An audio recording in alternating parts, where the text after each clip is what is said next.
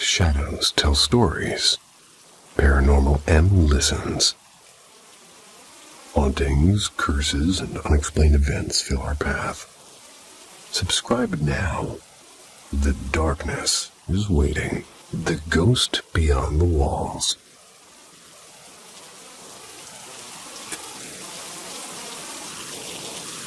My fascination with the paranormal began more than 2 decades ago now.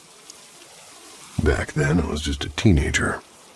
My stepfather recently passed away from a sudden illness. I lived about maybe several hours away, and I never got the chance to see him one last time.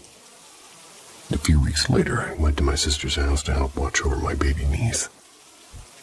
It was her nap time, so I tucked her into her crib and walked down the hallway to the living room. From the old couch, I could still see her room through the doorway, and I was exhausted. So I decided to rest while she slept. Drifting into that strange in-between place between sleep and wakefulness, I began to hear soft thumps like tiny feet bouncing on the mattress. Light giggles, and half asleep I mumbled, "Please sleep for Auntie." Let my head sink back into the cushion. But just as I was about to nod off, a sharp, cheerful whistle rang through the house. It was clear and deliberate, like a tune somebody would whistle on a sunny day. My niece suddenly stopped moving, her eyes fixed on something near the closet, and then she laughed again. My heart froze. I was sure somebody had broken in. Bursting down the hall, I flung the door open. No one was there, and the window was shut, and the room was silent. Terrified, I scooped her up and waited outside until a friend could come over. When we returned, and after checking every corner of the house, I tried to make sense of what happened. As I changed her diaper and suddenly pointed toward the closet door, I whispered, "Pops." That was what she used to call my stepdad. The fear slowly gave way to a warm, unexpected calm.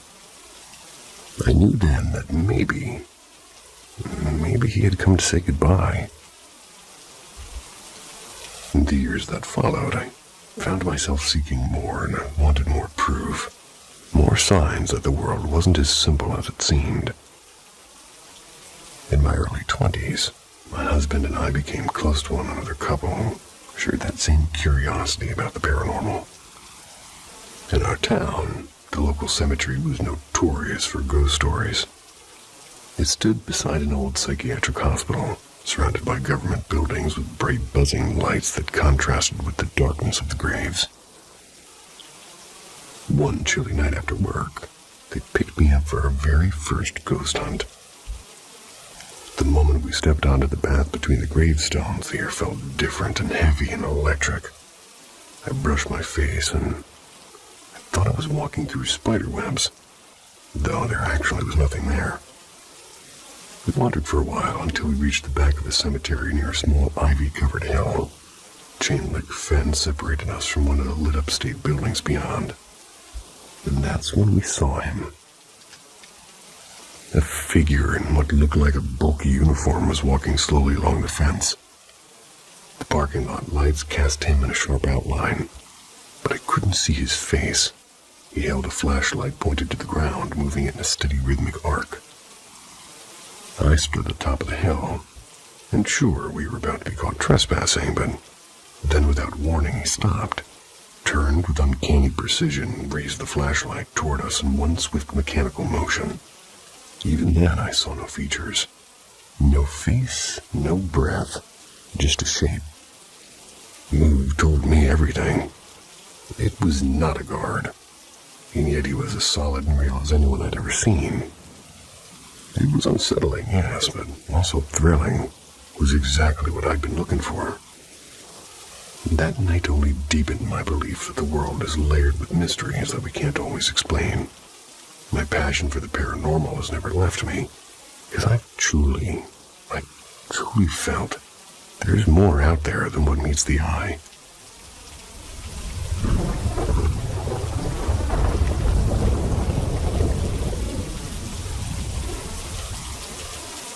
night the locks listened.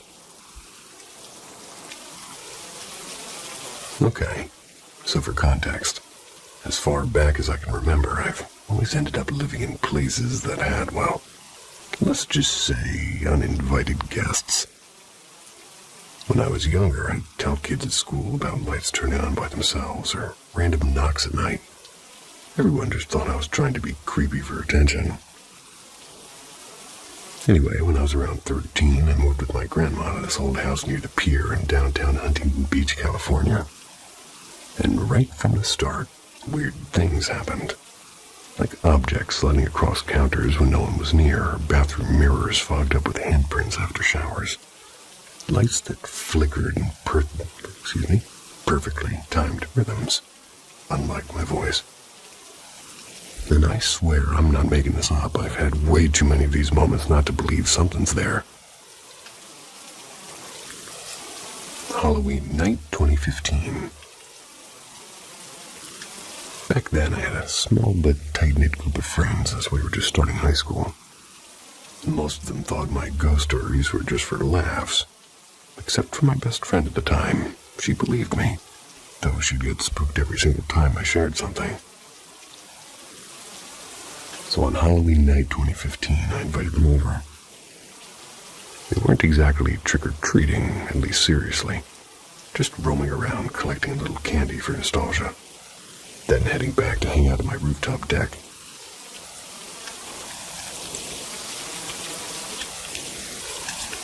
My grandma and mom had come to a costume party in LA, and I had the house all to myself. While we're sitting outside, somebody brought up the ghost in my house. It became this mini horror storytelling session. And for some context, a man had passed away in the upstairs bedroom years ago, apparently from a sudden heart attack. My friends started joking around, making fun of him, calling him Casper with bad manners. I told him to chill because in my house, I'm not going to pick a moment to react. It'd be on Halloween night. The house had these old school sort of intercom speakers just built into every hallway, including the deck. And sometimes late at night, one of them would just turn on. I always joked that the ghost liked listening to people's conversations. And that night, I swear, it felt like somebody was paying attention. The first lock. Eventually, I got up to grab more soda from the kitchen on the first floor. And of course, nobody wanted to stay alone on the deck, so they all followed me. To get downstairs, we had to go through a spiral staircase that ended in the laundry room. The outer door was mostly glass, and beyond it, total darkness. I reached for the knob, and it didn't budge. It was locked. My friends froze and said, "Wait, did your grandma lock us out?"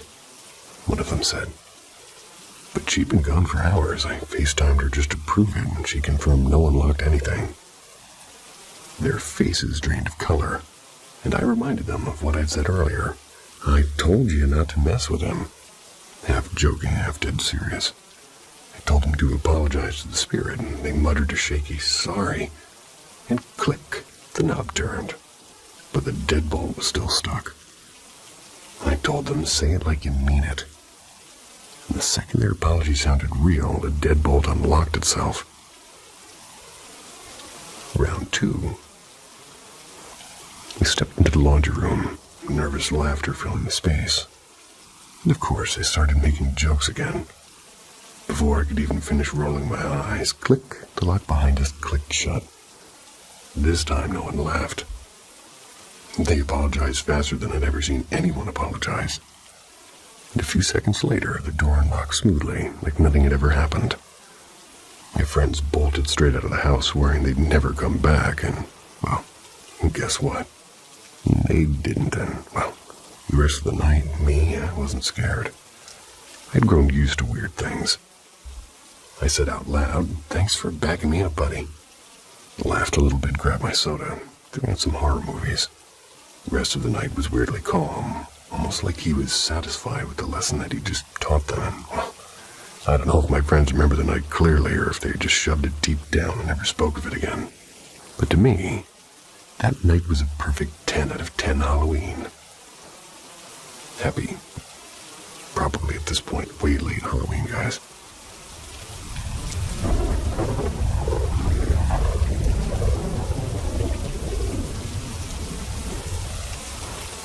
When the ordinary turned unsettling. I've had a handful of odd experiences in my life, the kind that make you question your own skepticism. One of them in particular still sits heavily in my mind. I've always prided myself on being rational, the kind of person who looks for explanations instead of ghosts. But lately, that confidence is starting to crack. It all started about 3 weeks ago. I'm sitting in the living room after midnight, half dozing on our worn-out couch. TV was off, but it reflected the dim light from the kitchen. And that's when I saw something. A shape faint but distinct. Something dark gliding slowly behind the counter, and I froze. It was almost graceful, like somebody moving without trying to make a sound. I must have stared for a good 10 seconds before jerking my head around. Nothing. When I looked back, the reflection was empty again. Just my kitchen, just the silence. About 10 days later, something else happened. I was taking a hoodie to the bedroom, and the lights were off. My wife was already asleep. The room was pitch black. As I walked in, the sleeve hanging near my leg suddenly jerked backwards. Not just brushed, but tugged, hard enough for me to stop mid-step. I thought it had caught on the door frame or maybe the corner of the dresser. But when I flicked on the light, nothing was there. Nothing for it to even catch on. I stood there for a moment feeling ridiculous, but my heart was pounding anyway. But tonight was different. I'd just gotten home late after dinner with my cousins. The underground parking garage is usually bright and calm, and I packed our silver car and I locked it with the key fob. Across the lot was our second car, the black one where I'd left my laptop bag earlier. Walked over, grabbed the bag, and turned toward the exit gate. And that's when I heard it. Bang! The trunk of the silver car slammed shut behind me, loud and sharp in the quiet garage. My chest went tight. I turned, slowly, scanning every shadow. No footsteps, no movement, just the silver car sitting exactly where I'd left it. I waited 20 seconds, maybe more, and then I forced myself to walk back. I looked underneath, around, and even checked the back seat through the window. Nobody. There's no button on the fob that closes the trunk. It was already closed when I parked it. There's no way to shut it from the inside either.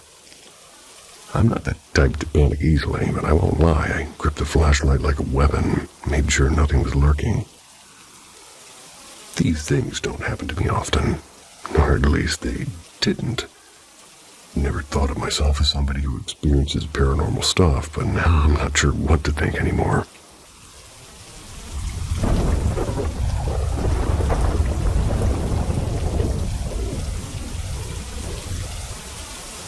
Whispers in the quiet hour.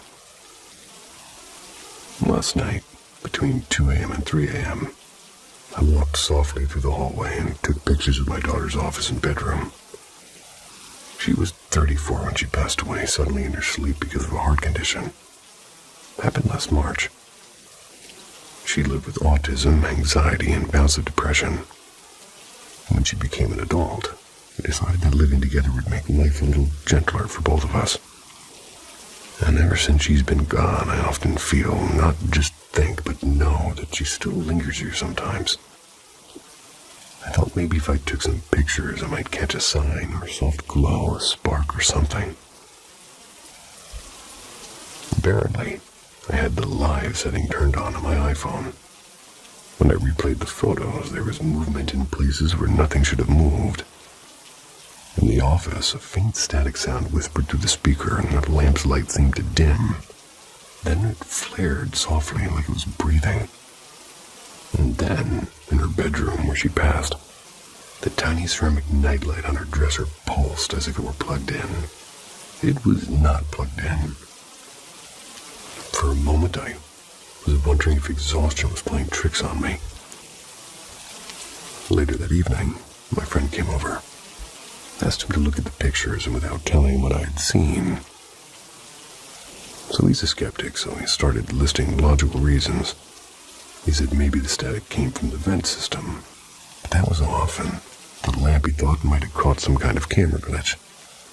The nightlight, he said, might have been reflecting something. We decided to walk through the rooms together before overthinking. As soon as we stepped into that bedroom, something strange happened. The veins on her hands seemed to rise, like they do when your blood pressure spikes. And it wasn't cold, it felt more like pressure. I tried to take another picture, but my iPhone suddenly locked and wouldn't recognize my code, and when we walked back out into the hallway, everything relaxed.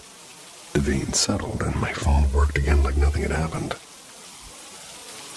Then came the part that shook me the most. My friend suggested we record an EVP, something I'd never done before. He opens the voice recorder as we stood just outside the bedroom door. "Ask her if she's here," he said. So I did, and I waited, and when we played the audio back, there was a soft, low voice saying, "Turn it off." I froze, and my friend leaned closer, listening again carefully. I asked him if he thought the voice sounded like her, and he didn't answer right away. And then he said firmly that we should delete both recordings, or at least not listen to them alone. I haven't touched them yet. Tonight, I don't want to sleep upstairs. Cleo, my border collie, hasn't gone up there since she passed. I used to think dogs sense more than we do. So has anybody else experienced something like this? The flickering lights, the recordings, I don't know what to make of it. I just know it felt real, and it shook me in a way I didn't expect. I keep wishing she was still here a little longer. I might sleep on the couch tonight. My kindest regards to her and you.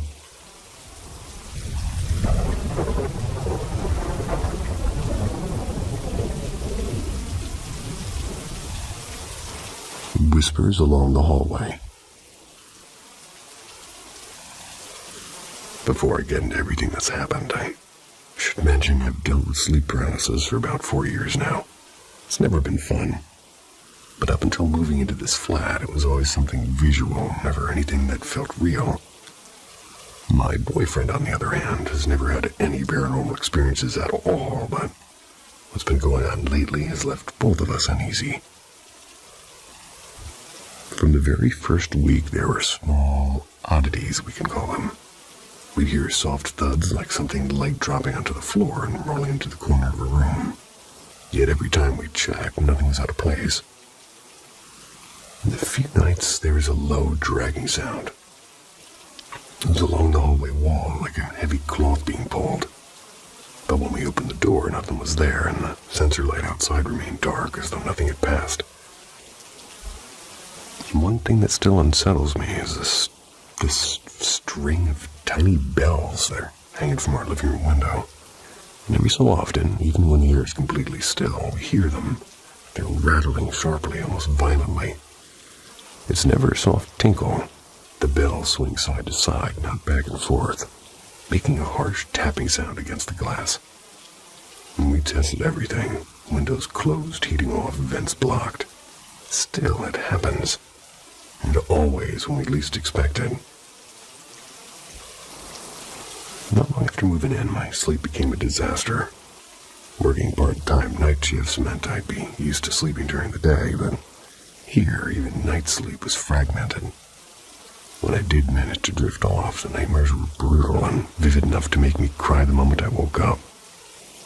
And then came the night that changed everything. Across from our bed is a tall bookcase with glass panels, and beside it a mirror above the dresser.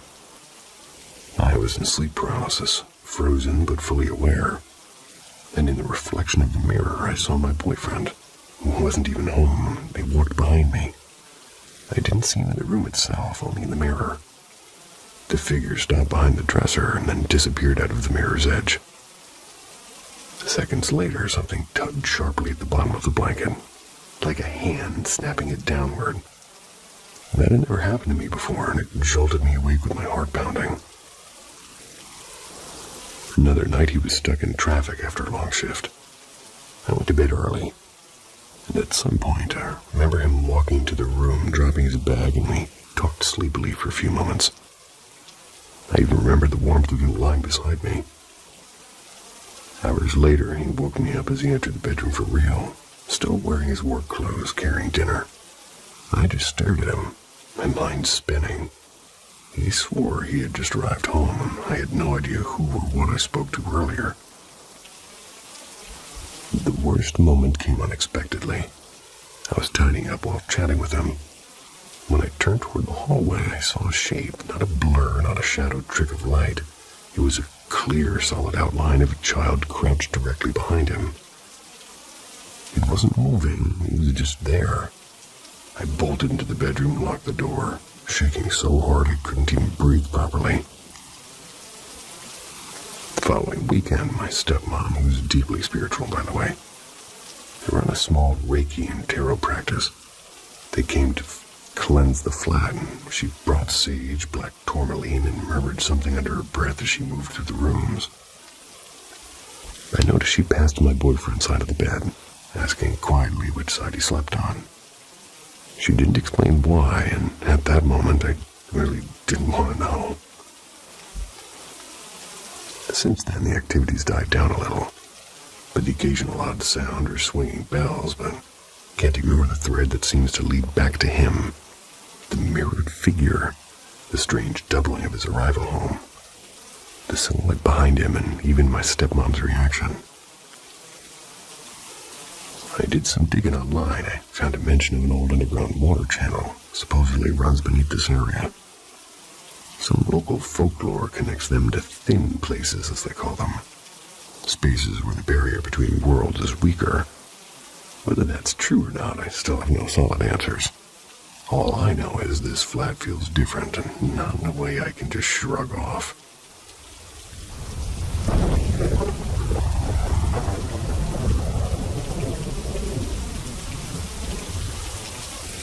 The night the house breathed. I think I've said that title several times. I, a 21-year-old female, started this job as an in-home health aide back in September. And at first, it was the most ordinary thing ever. My client, an older woman, just needed somebody to help with her meals and meds and keep her company. Everything was routine. Until I began picking up more night shifts. I'm also a college student, so my nights kind of fit my schedule the best. One chilly morning, sorting through her medical for the day when her grandson, who also lives there, was heading out for work. He kept bumping into this little air freshener bottle on the counter. After the third time it toppled, he got annoyed and tucked it tightly between the couch cushions so it wouldn't roll away again. 9 and 10 minutes after he drove off, the bottle shot out of the couch like it had been launched by a spring. It spun once in the air and landed upright, perfectly still. I froze, my brain scrambled to explain it. Maybe the cushion shifted or air pressure or something logical. It had to be. But then it didn't stop. Picture frames would slowly unhook themselves and crash into the floor. I'd hear footsteps padding down the hallway when no one was home except me and my client. Cabinet doors creaked open and slammed shut. And once a spoon flew across the kitchen and clattered against the wall. And another night, I swear I saw a blurred handprint smear across the kitchen window from the outside. But last night was different. I came in early because of a delivery of groceries sitting on the porch. My client greeted me like always, warm smile and all. I put everything away and I made her some warm soup because she gets cold easily. While I was rinsing a spoon that she had dropped, something fell behind me, a tin can. When I bent down to pick it up, the dish sponge from the sink shot past my ear like somebody had thrown it. I tried to brush it off, and this wasn't the first weird thing. After all, we ate, we chatted, and things settled a bit. Then as I walked back into the kitchen, I heard something, a faint rattling like a drawer being opened slowly. Thinking maybe a stray cat had gotten in again, I flicked the light switch. The bulb popped with a loud crack. The entire kitchen sank into darkness. And in that exact second, the temperature dropped. It wasn't a slow cool down. It was like the air itself was pulled out of the room, and I checked the thermostat. 59 degrees Fahrenheit. Panicked, I ran back to the client. The living room was warm and untouched, like nothing had happened. She looked at me confused until something, a shape, had moved at the edge of the kitchen doorway, and her face went pale. She clutched my arm so tight I could feel her nails. Thankfully, her grandson came home right then. When I told him what happened, even he wouldn't step into the kitchen. Maybe it's a spirit, maybe somebody's been creeping around without us knowing. All I know is my next shift is tomorrow night, and I do not want to go back there. You gotta protect the old lady, come on, go back there.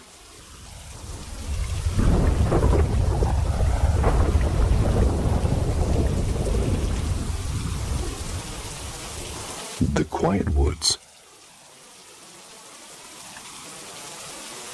I recently moved into an old stone cottage. It's at the end of a vast forest reserve. My mother passed away when I was 20. And since my parents were separated, I was pretty much the only one to inherit her estate. And after she was gone, I struggled to keep up with college. I was supposed to graduate at 22. I ended up finishing at 25. When I finally got my degree, I decided to buy a small, secluded place not far from where I grew up, hoping to restore it and eventually turn it into a cozy guest house. The house itself was charming, but it was in desperate need of repairs. Since I couldn't afford another place, I'd been living here while working on the renovation. Out back, there's a couple of old lantern poles, rusty but surprisingly still functional. At night, they cast a soft glow on the tree line, which makes for a strangely calming view. Whenever I can't sleep, which is pretty often, I end up staring through my bedroom window at those trees and the sky behind them. The first odd thing started happening a few weeks after moving in. Between 2 and 5 in the morning, I'd occasionally spot faint bluish lights flickering deep in the woods. They weren't like flashlights or headlights, more like dozens of tiny reflections swirling around in the dark. And they moved. I told myself they were just fireflies or some trick of the eyes. But the flickering, it didn't stop. One night I was jolted awake by a sound I can only describe as somebody dragging their nails across the back door. It was slow and rhythmic. I didn't go downstairs. I froze there. I've always been paranoid, even at 25. Still check behind the curtains before going to bed. The next evening, I set up an old security camera on a wooden stool by the kitchen door. I left some leftover bread and chicken bones out as bait. Something my uncle taught me to do years ago when we used to track foxes. For a few nights, nothing changed, except the camera. Every morning, I'd find it lying face down or pointing toward the opposite direction. And every single night, the food disappeared. No paw prints, no shoe prints. Even after it rained, there wasn't a single mark on the ground. So it wasn't just the missing food. I started noticing something in the recordings. Moments before the camera would shift, the forest would go dead silent. No owls, no insects, no nothing. Like the world had paused. Then, about an hour later, the sound would return as if nothing had happened. It happened on every video, every single one. Months passed like this. I eventually saved enough to have a tall iron fence built around the backyard. Gave me a sense of relief, like maybe I'd finally cut off whatever had been getting close. And that feeling didn't last. 2 nights after the fence was installed, I woke up, looked out the kitchen window, and my stomach dropped. There was a gaping hole in the middle of the new fence, nearly a meter wide. And I know what you're thinking, but there's no bears here, none of them. Authorities came and checked, no animal tracks, no human footprints. Just broken iron scattered toward the spot where I used to leave the food. And this happened just last Sunday. I haven't slept in that house since. I've been staying at my aunt's place for the week, waiting for daylight every time I need to stop by and grab something. I still don't know what came through that fence. But I know one thing for sure. It's not something I've ever seen before.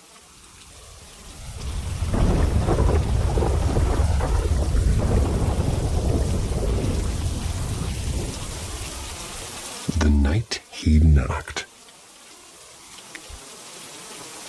For context, my father's health had declined so much that he was practically fading away at my half-sister's place, where the rest of the family stayed with the grandkids. He could barely speak or comprehend what was happening anymore.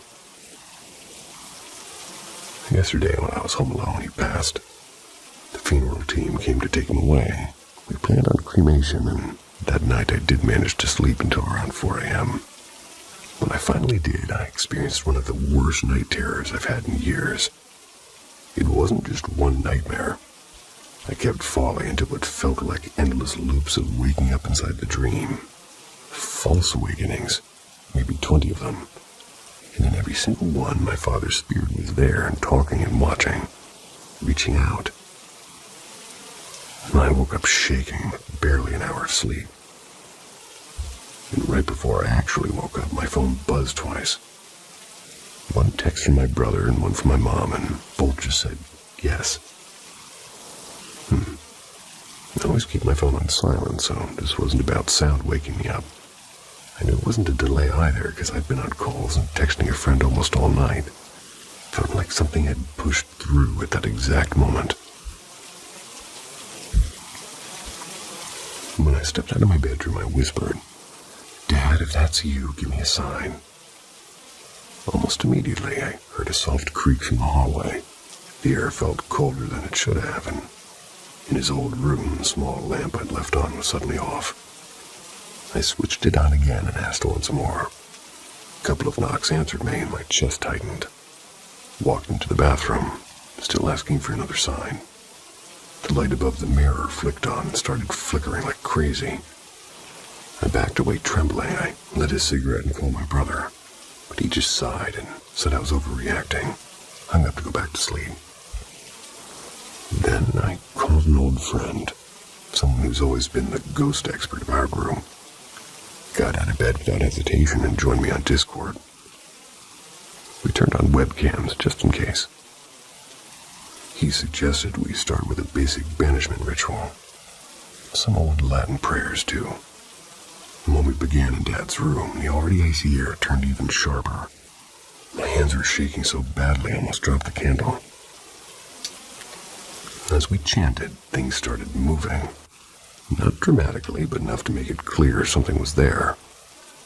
A drawer slid shut by itself. Yes, Gecko. A straight cable was pulled from under the door, and my friend saw it too. It wasn't just me. And the spirit, or whatever part of him was left, it seemed restless. It slammed the pantry door, it opened, and snuffed out the incense halfway through burning. Something I'd never even seen happen before. It made faint tapping noises around the house. My friend told me that we might need something stronger. We didn't have a Bible, no proper cross either, so I made one from 2 paintbrushes taped together. Rinsed out a plastic bottle filled with water and some sea salt found in the kitchen.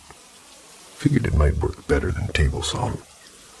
I prayed over it the way he instructed, and then room by room I sprinkled the water and whispered blessings. Not because I was trying to fight him, but because I wanted him to rest.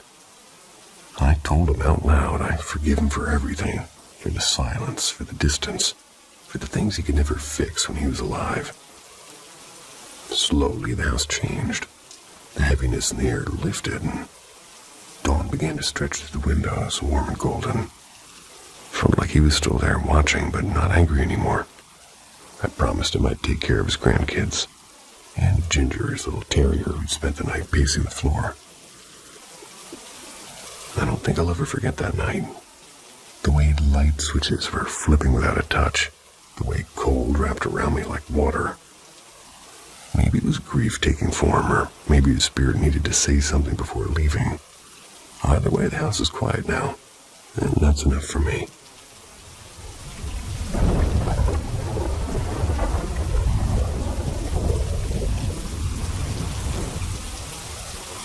When the Night Whispers. So I've been dealing with sleep paralysis for quite some time now. Ever since my senior year of high school. At first, it absolutely terrified me. Even though I didn't see or hear anything strange back then. Just the feeling of being frozen in place was enough to make my heart race. Eventually I got used to it, and mostly happened whenever I slept on my back, so I just wait until I could wiggle a finger or move my shoulder, then turn to my side and fall back asleep. It was uncomfortable, but manageable. But a couple of years later, things started to get odd. I began hearing things and feeling things, and the more it happened, the harder it became to just brush it off. One of the worst episodes was during a family trip in 2022. My mom, my cousin, and I rented this little wooden cabin near a lake. It was supposed to be quiet and peaceful. I don't think I've ever had so many episodes in such a short time. Almost every night I'd either jolt awake from a nightmare or suddenly be paralyzed. I'd be wide awake hearing whispers around my ears like somebody was talking behind the walls. And the first night I heard the sound of a woman humming a tune, soft at first, then louder, almost like it was right next to me. I opened my eyes, but I couldn't move. When I finally sat up, I checked the other room. Everyone was asleep. A few nights later, there was a sharp thud, like someone dropping a tray of glasses. It echoed through the kitchen. I jumped up, ran to check. Everything was exactly how we left it. Nothing was broken even. Then came the night when I felt somebody slowly touching my shoulder while I was half conscious. I tried to turn around, but my body wouldn't respond. The air felt thick, like the room itself was holding its breath. But the last night was the worst one. I was sound asleep when a series of soft knocks tapped against the window behind me. I opened my eyes, completely frozen. Then came a low, unfamiliar voice whispering, "Hello." I wanted to scream for my mom, but only a weak sound came out of my throat. And when I finally broke free, I was shaking so hard I ended up sleeping on the floor next to her bed. And I was 21, but that night I felt like a scared child again. Another time, back home, I opened my eyes and I saw what I thought was my cousin sitting at the foot of my bed. I tried to call her name, no sound was coming out. And as I stared, her figure slowly dissolved into a dark silhouette, like spreading across the wall. I tried to move to push it away, but I couldn't even breathe properly. When I finally woke up for real, I was alone. No cousin, no shadow, just scratch marks on my thighs and ankles. I must have done it to myself in a panic. The most recent one was quieter, but maybe scarier because of how real it felt. I was half asleep, facing the wall. That's when I heard someone whisper, "Good night," right behind me. Thought it was my mom like always, but when I turned around, the room was empty. And later that same night, I heard the window creak open. I never leave it unlocked, and I switched on the lamp and I saw it was slightly ajar. Tried to convince myself I just forgot to close it. But as I lay back down, I felt the mattress dip beside me, like somebody just sat down. I could feel warm breath near my face and my whole body locked up again. And that night I didn't sleep again until the sun came up. Hey, the sun's coming up outside for me right now. Fancy that.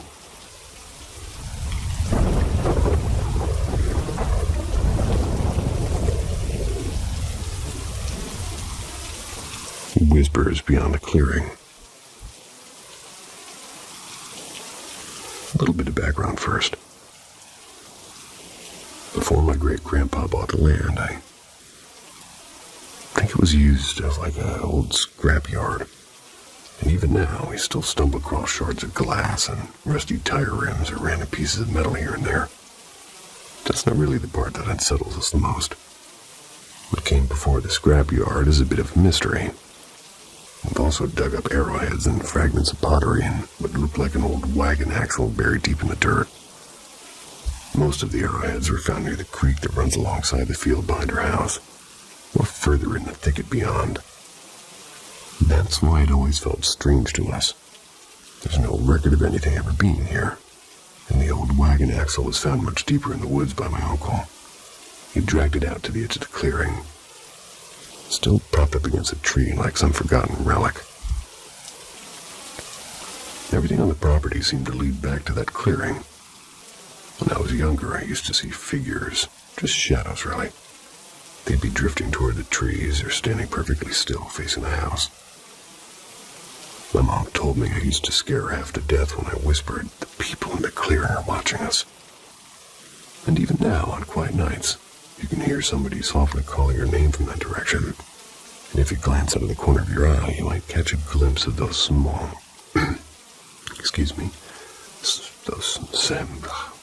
Oh no, I'm in a loop.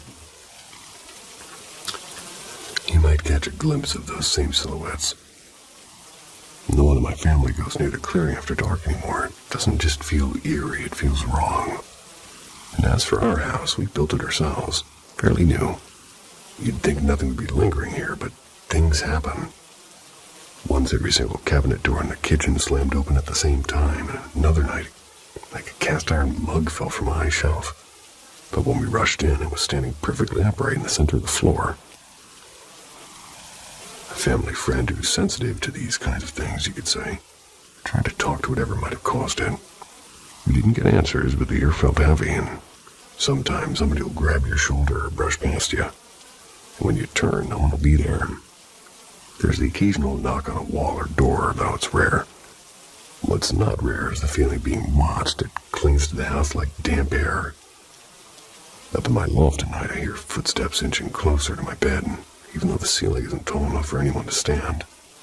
And sometimes my family leaves lights on or refuses to open the door because it feels like something or someone's waiting right behind it.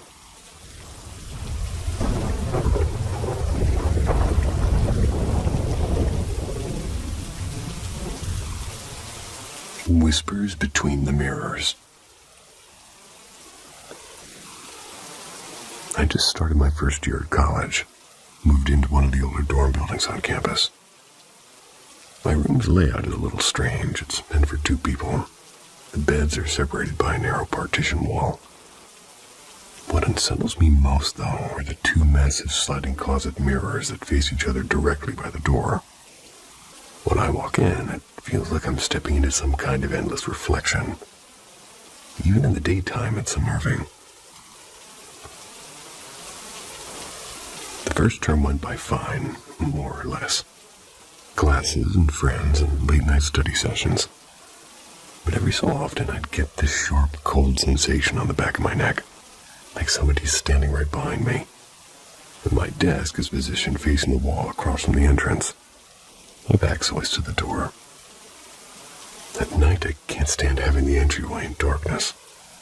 Between those mirrors, it feels like something might just step out if I look away too long. Sometimes I'd catch faint movement in the corner of my eye. I always told myself it was nothing. Winter break came, and I went home for a couple of weeks. When I returned for winter term, I went to dinner with a group of friends for the first night back. My roommate had left earlier that evening to meet her sister. The room was empty. When I came back, though, everything on my desk was completely rearranged. Books stacked backwards, water bottles upside down. My medication scattered and perfume bottles laid on their sides. Even the little wooden lighthouse I painted myself had been taken off the wall and hung upside down. I can't explain how violated I felt. It wasn't just the mess, it was the fact that someone had touched my things when I wasn't there. And given what's happened to me in the past, that kind of invasion hits harder than I'd like to admit. My roommate looked as confused as I felt when I asked her, and to this day I really don't know who did it. Could have been her friends or someone else entirely. She eventually moved out. Not because of that, but because we just didn't get along well. Since she's been gone, the strange things haven't stopped, though. If anything, they've changed, and maybe quieter now, but closer, it seems. Sometimes I can feel it standing in a particular corner of the room near the mirrored closets. The feeling shifts, like sometimes like a curious child staring, and other times like something heavier and older and patient. A few nights ago, while lying in bed, I heard the creak of the other mattress as if somebody was slowly sliding off of it. I checked. Of course no one was there. Typical. Other nights, I hear the sound of slow breathing, just at the edge of the room. My lamp's turned on by itself 3 times, all at around the same hour, and shadows flicker at the edge of my vision. My skin prickles before I even turn my head. The moment that truly got underneath my skin, it happened last week.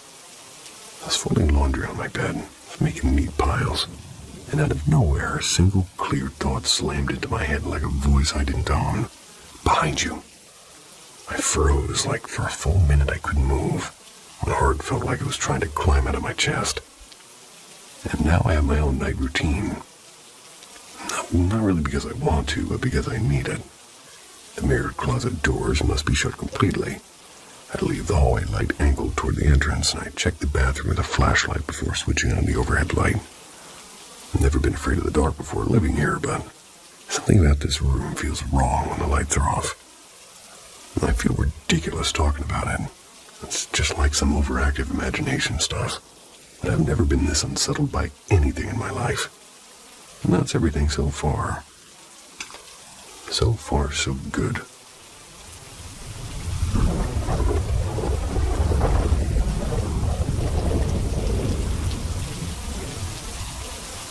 The Night Visitor.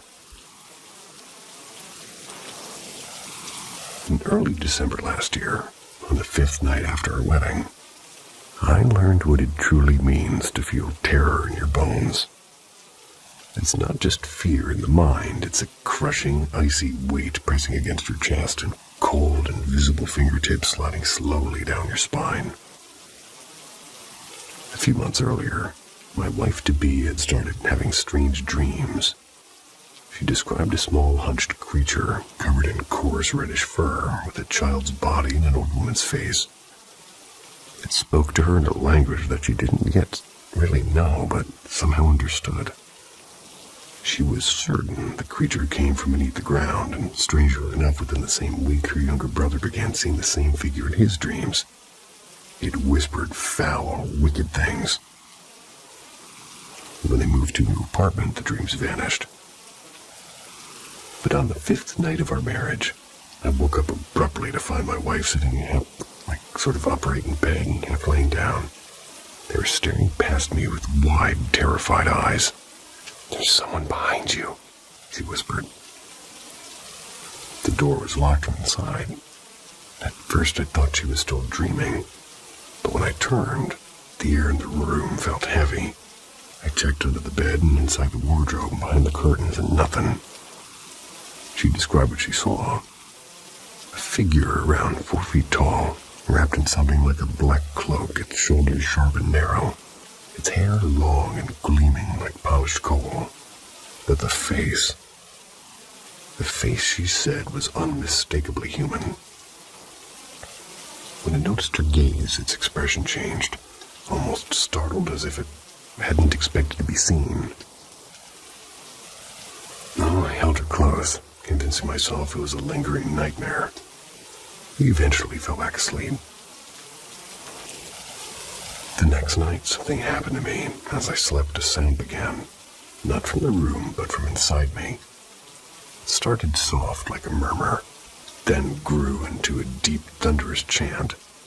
It wasn't my voice, it was too deep and too old, and vibrated through my chest as if the walls were trembling with it.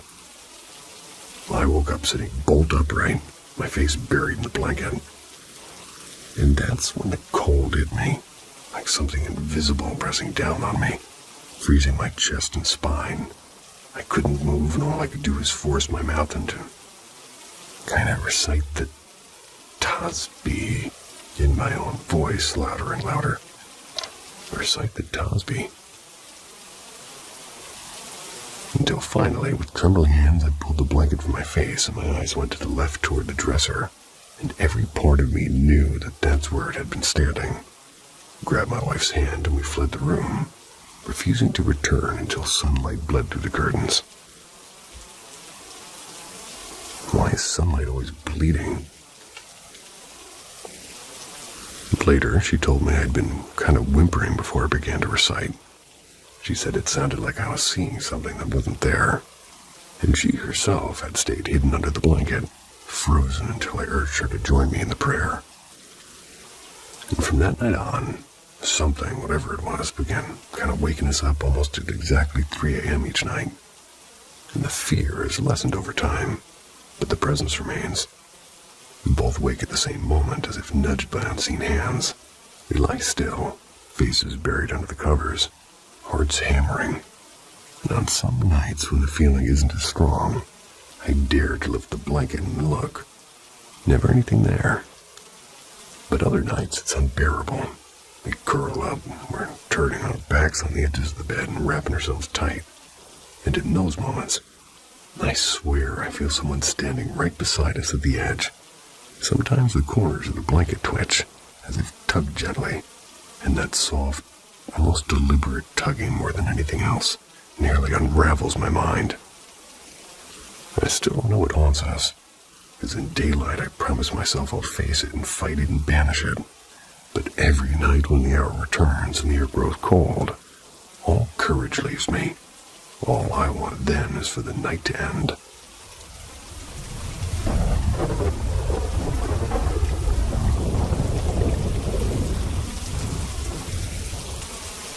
Whispers in the Magnolia House.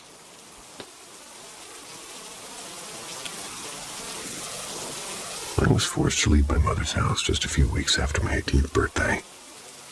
With nowhere else to go, I ended up living with my uncle and father in a quiet old house on the outskirts of Selma, Alabama. A shout out to you-know-who.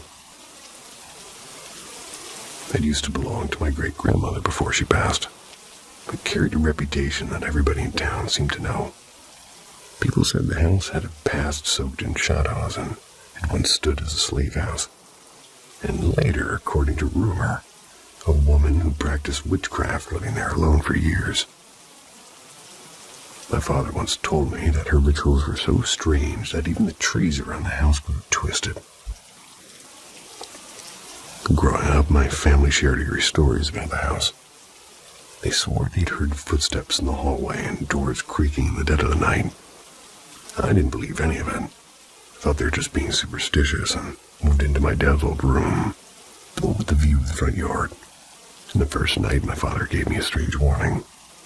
He said, "Don't ever answer if somebody calls your name after midnight. It's not me. It's not anyone." Then, almost casually, he added, "And if they don't get you, they'll get the dog. Bastards." I laughed at him because everybody said he'd gone a little bit mad years ago, but something in the way he looked at me made my stomach turn cold. For the first few weeks, nothing happened. I got kind of used to the creaky floors and the humid air and the way the house seemed to groan at night. But then one Friday afternoon, I just told my aunt I was heading to the Montgomery for a job interview. She didn't say much, just watched me with an expression I couldn't quite read. When I stepped outside a few hours later, my front tire was slashed clean through. My aunt appeared behind me as if she'd been waiting. "What happened?" she asked, though she didn't sound surprised. I brushed it off, replaced the tire, and fed my dog and drove away. When I came back after dark, my uncle met me at the door with a blank expression. "The dog's dead," he said. "Buried already." Something inside me cracked a little. My cousin, a quiet boy who usually never said much, he told me what really happened. Oh boy. In a chilling monotone, he said that they'd played with the dog until it stopped moving. There was no smile, no hesitation, just a cold truth that didn't feel human. Suspicious.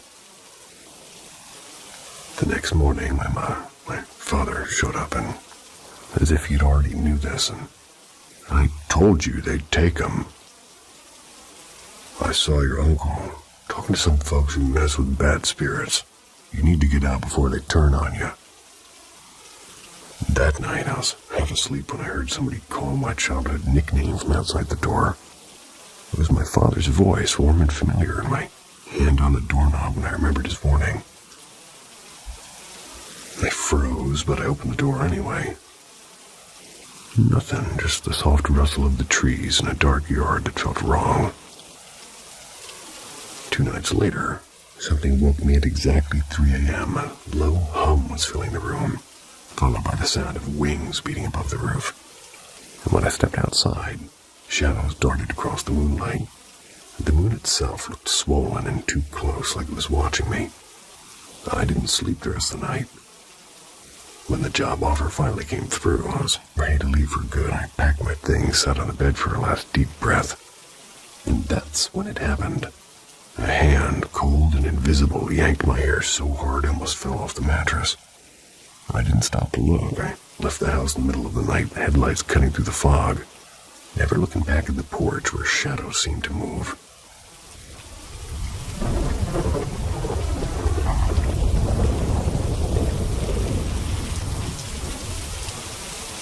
The whispering locks. When I first moved into this place, I felt like I'd finally found somewhere I belonged. I lived in this mid-sized apartment complex. And even though there are people around, I've barely exchanged a single word with any of them. It felt quiet and felt safe. At least it did at first. The odd things began subtly. A creak in the hallway, a faint scratching near the door, and at first I brushed it off as my 3 cats playing around. But lately, that explanation isn't enough anymore. For the past 2 weeks, every night at around 2:30, I hear the locks on my front door shifting. And I have 2 deadbolts and 1 latch lock. It's the sound of metal turning, like somebody testing the locks with a pick. And every single time I creep out to check and everything looks fine, except the top lock is slightly tilted like it's been touched. When I kneel to peek under the door, there's nothing but silence. The fear has gotten bad enough that I once stood in the hallway clutching a kitchen knife, waiting for something or someone to move. I try to convince myself it's nothing. Sure, maybe the wind, maybe the pipes, maybe the neighbor downstairs, the one who once complained to the landlord about me, quote-unquote, making noise. But even that doesn't quite make sense. I started sleeping on the couch in my brother's room. Can't stand being alone in mine. Doesn't help much. He sleeps like a rock and hears nothing, and the more I think about it, the more I remember other strange moments. So one moment, we're going to call the hallway shadow. My kitchen's set up like a narrow passage. One entrance facing the living room, the other toward the bathroom. And right across from the kitchen is a small linen closet. It lines up perfectly with the bathroom door. One evening, while eating up dinner, I heard a faint shuffle. I leaned toward the opening facing the living room, and in the dim light I caught sight of something, a short, solid shadow in front of the closet. The bathroom light was on, its door wide open. I froze, and I was alone at home. My brother and Mom were out, and the shadow didn't move, didn't waver. I blinked once, and it was gone. When they came home, I told my brother, and he laughed it off. The doorway figure. Another night again in the kitchen, scrolling on my phone, doing something silly, and there's a thing in my peripheral vision catching my attention. I looked up and toward the entrance. For the briefest second, I saw a dark, smudged figure leaning its head past that door frame as if watching me. Then it slipped away. Wondered if it was judging me about my questionable taste. Rushed out of the hallway, though. There's nothing. Just the quiet hum of the old elevator down the hall.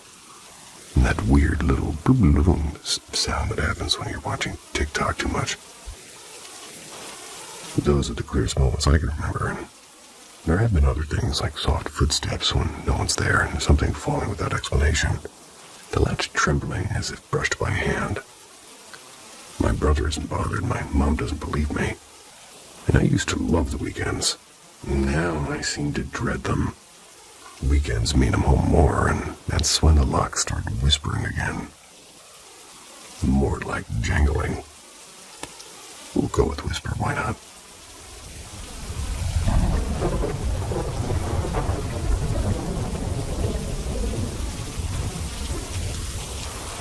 A shape in the dark.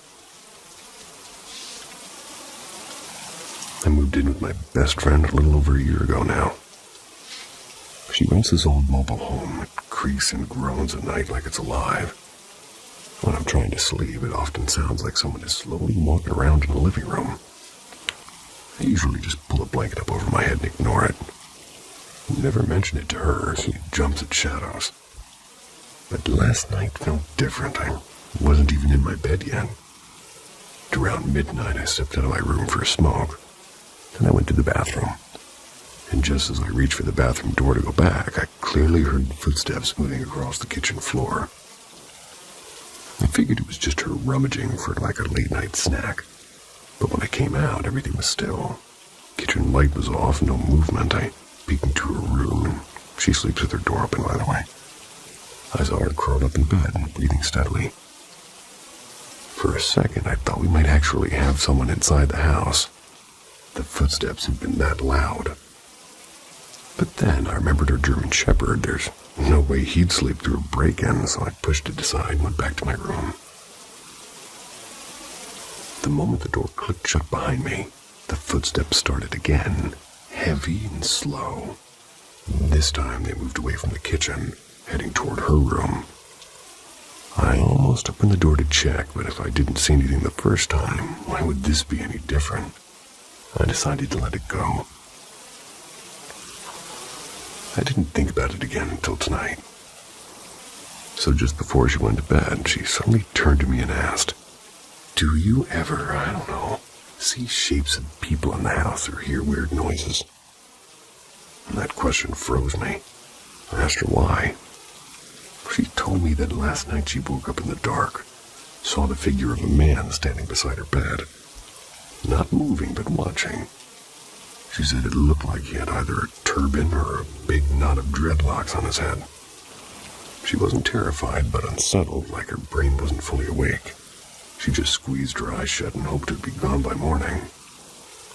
What she described sounded like a shadow figure. I've seen something like that before. They're always silent and always just there. But the thought of what I heard and what she saw happening on the same night, that's what really gets to me. Can't stop wondering what or who was walking through that kitchen.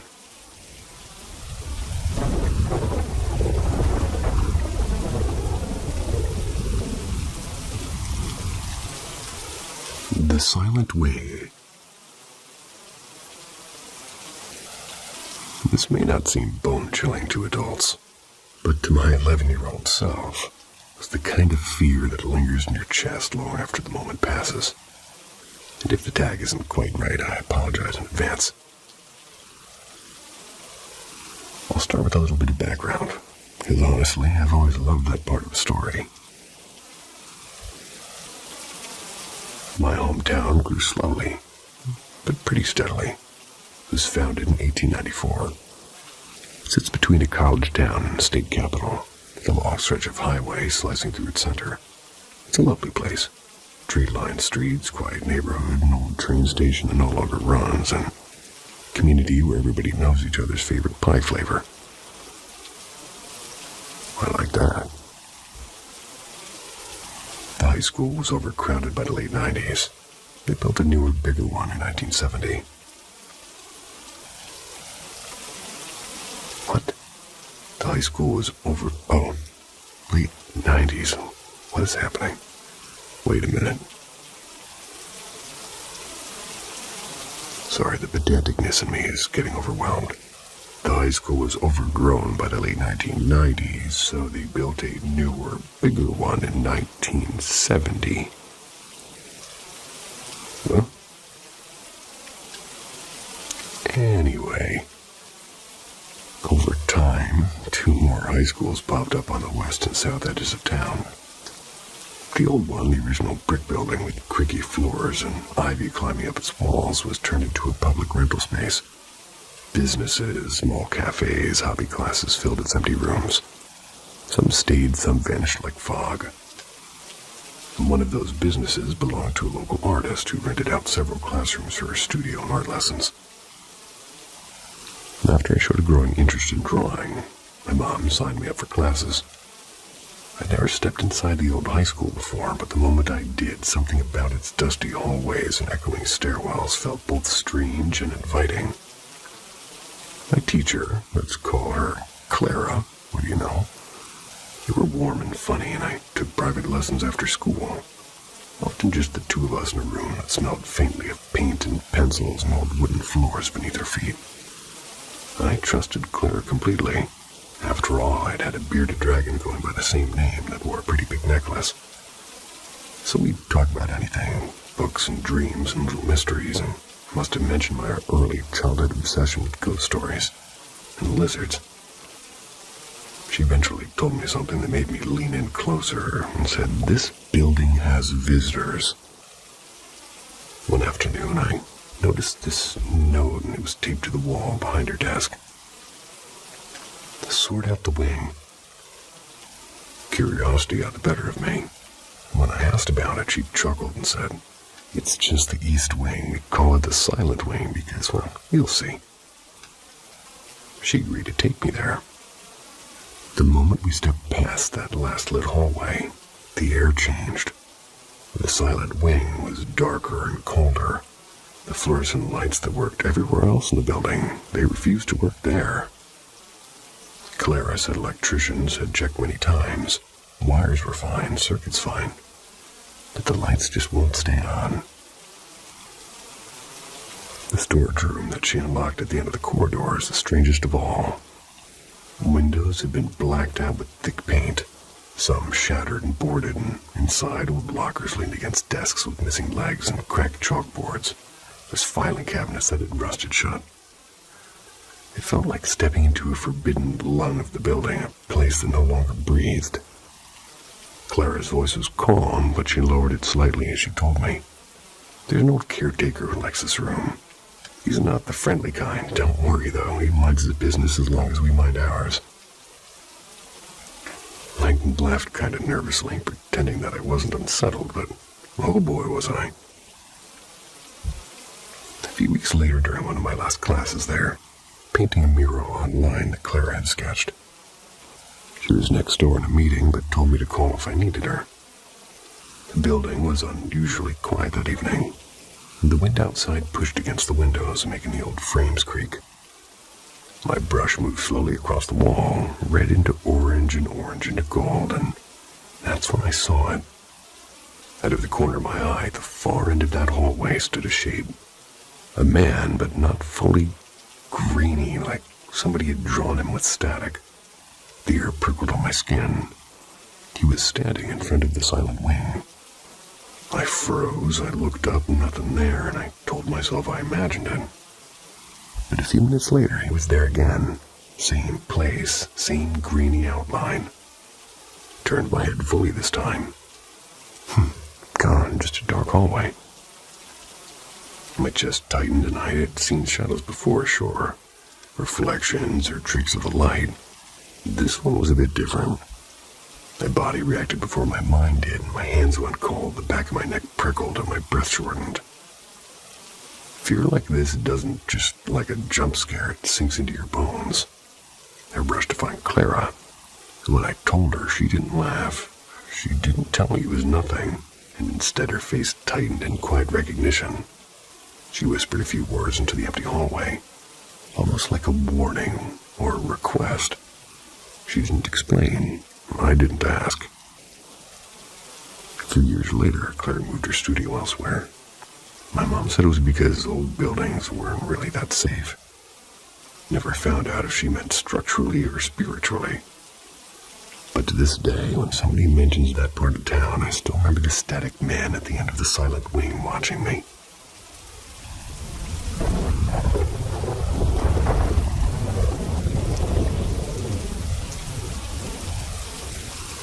The Shimmering Visitor. This is something that happened to me when I was maybe 6 or 7 years old. And as the name might suggest, almost nobody believed me. My parents and siblings certainly didn't. They thought it was just a mix of my imagination and something I'd seen on TV. But here's what actually happened. At that time, my dad was in the Air Force. We were living in one of those old base houses with creaky floors and thin walls. He had come home from a long deployment overseas, and everything felt quieter than usual, like the house was holding its breath. Everything's holding its breath. One night, after brushing my teeth, I crawled into bed, and my parents' room was at the far end of the hallway to the right, and bathroom to my left. My brother's room was just across from mine. And I always left my door open, letting the soft bathroom light spill faintly into my room, or rather bleed into my room. As I was pulling the blanket up to my chin, I glanced at the hallway, and I saw something. It wasn't like any ghost I'd seen in movies. The shape was about as tall as a laundry basket tipped upright. It didn't have a solid body, more like a floating puzzle made of tiny shards. They were shifting and slanting against each other. The colors were soft, almost pearly, as if light was trapped inside of it. For a second, I might have called it beautiful, if not for its face. The face wasn't really a face at all. Just a dark hollow where, like, sharp slanted eyes and a stretched mouth formed out of nothing, it seemed. It tilted toward me slowly, like it had all the time in the world. And then it turned away and glided soundlessly down the hallway toward my parents' room. Terrified, I yanked the blanket over my head. I must have fallen asleep at some point because the next morning I didn't remember a thing.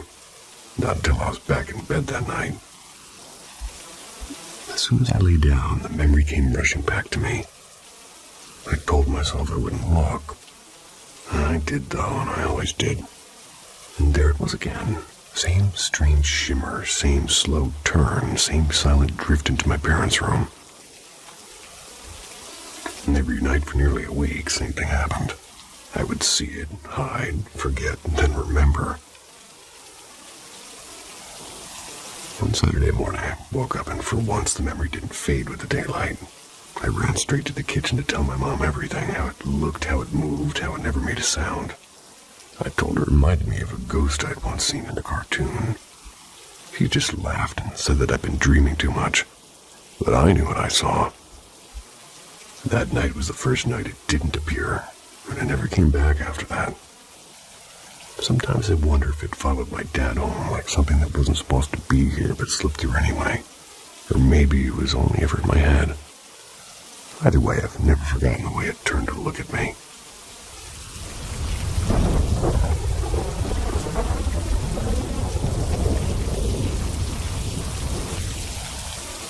The Watcher Behind the Glass. This is going to be my experience encountering a shadow figure at work. A bit of backstory. I used to work the night shift as a security guard at a university, mostly during the peak of COVID lockdowns. The campus sat near a quiet canal, and many of its buildings were more than a century old. And since there were barely any people around, my shifts were long and silent, and often completely alone. If anybody was on campus besides me, they weren't supposed to be there. The building at the center of this story was the old science hall, a 5-story structure that had been around for maybe 110 years. It sat on a slope with a narrow path running behind it through a patch of trees. The path was poorly maintained and had no lights, so at night the only glow came from the faint blinking of equipment inside the classrooms. So, it's around 2:45 in the morning. So when I headed down that path for my usual patrol, and as I neared the back entrance of the science hall, a strange weight settled in my chest. Not fear exactly, but a heavy kind of pressure that made my skin all weird. I remember instinctively keeping my eyes straight ahead and avoiding the dark windows. And then without warning, the unease seemed to lift, and it was like stepping out of fog. And just as I was about to clear the alley, I caught something moving on the glass. A shape, tall and still, like a silhouette pressed flat against the window. It slid along as I walked, keeping pace, and there was no way for it to be my shadow. The light source wasn't even behind me. I told myself it had to be a trick of the dim lighting. But when I finally turned to check again, the shape didn't follow me. It just stayed in one window watching. I bolted back to the office without finishing the round. The next afternoon, when I came in early to switch shifts, I asked the day guard to walk to check the classroom behind that window. The door plaque was faded, but inside was some kind of old biology lab. Rows of jars and preserved specimens. They were stored in a locked cabinet. A long wall of shelves with cloudy glass containers. The guard looked at me and asked if what I saw had been taller than a person, maybe 7 feet or so. When I nodded, he just sighed and said that I wasn't the first. Apparently, several cleaning staff years before had quit after finding wet footprints leading in and out of that same room. It was long after it was locked for the night. I don't know if I'd call whatever it was evil, but it didn't feel like it belonged there, and it definitely didn't want me there.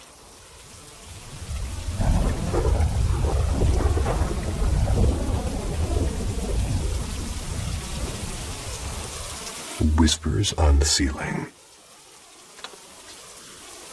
I, a 30-year-old female, have had plenty of strange, hard-to-explain experiences over the years. And this one happened not too long ago, and honestly, creeps me out even right now. A few weeks ago, my girlfriend at the time, a 23-year-old female, and I, we decided to exchange Reiki healing sessions together. I'd been a certified Reiki practitioner for nearly a decade, though I'd stepped away from it for a while. A few years back, I had some unsettling encounters with what felt like wandering energies being drawn to the sessions I held. But Reiki's always been something that I love, and picking it up again felt like slipping into something familiar and warm. The morning after our session, sitting in my living room, that's when I noticed something odd on the wall above my bookshelf. At first, I thought maybe it was just a trick of the light, but when I looked directly at it, the shape didn't vanish, it stayed there. It was solid and quiet for a couple of seconds. It wasn't just a blur. The shadow was small, maybe the size of a toddler. It moved in a way that made my stomach drop. It looked like it was climbing across the wall slowly. I tried to shake it off. I told myself it could be anything, like from the window or a passing car or whatever. That evening, my dog started acting weird too, and he's normally the chillest boy. But suddenly, he let out this deep, sharp bark and stared straight up at the same spot in the wall, hackles up, low growl, completely focused. I turned on the brightest lamp in the room, thinking maybe there was a moth or something. Nothing, absolutely nothing. And that's when my witch brain went, nope, not today. I opened the back door wide, started clapping sharply, and said out loud, "You don't belong here. This is not your home. Out now."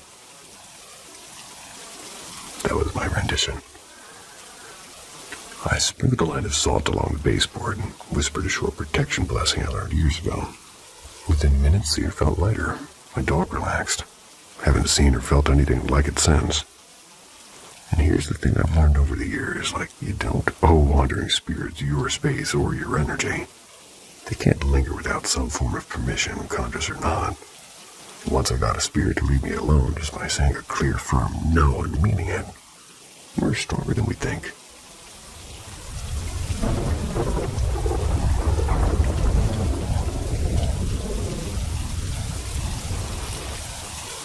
Whispers in the Winter House. When I was a teenager in the late 90s, strange things began happening in the small old house where I grew up. It wasn't all at once, just little things at first, so small I'd brush them off. Creaking sounds would echo through the hallway, even when no one's home, and it's like somebody dragging their fingernails along the wall, that kind of thing. The kitchen sink would suddenly gush water at full blast in the middle of the night, even though the handle was stiff and hard to turn. Our bathroom light, an ancient pulled chain lamp, would flick on and off like somebody was playing with it.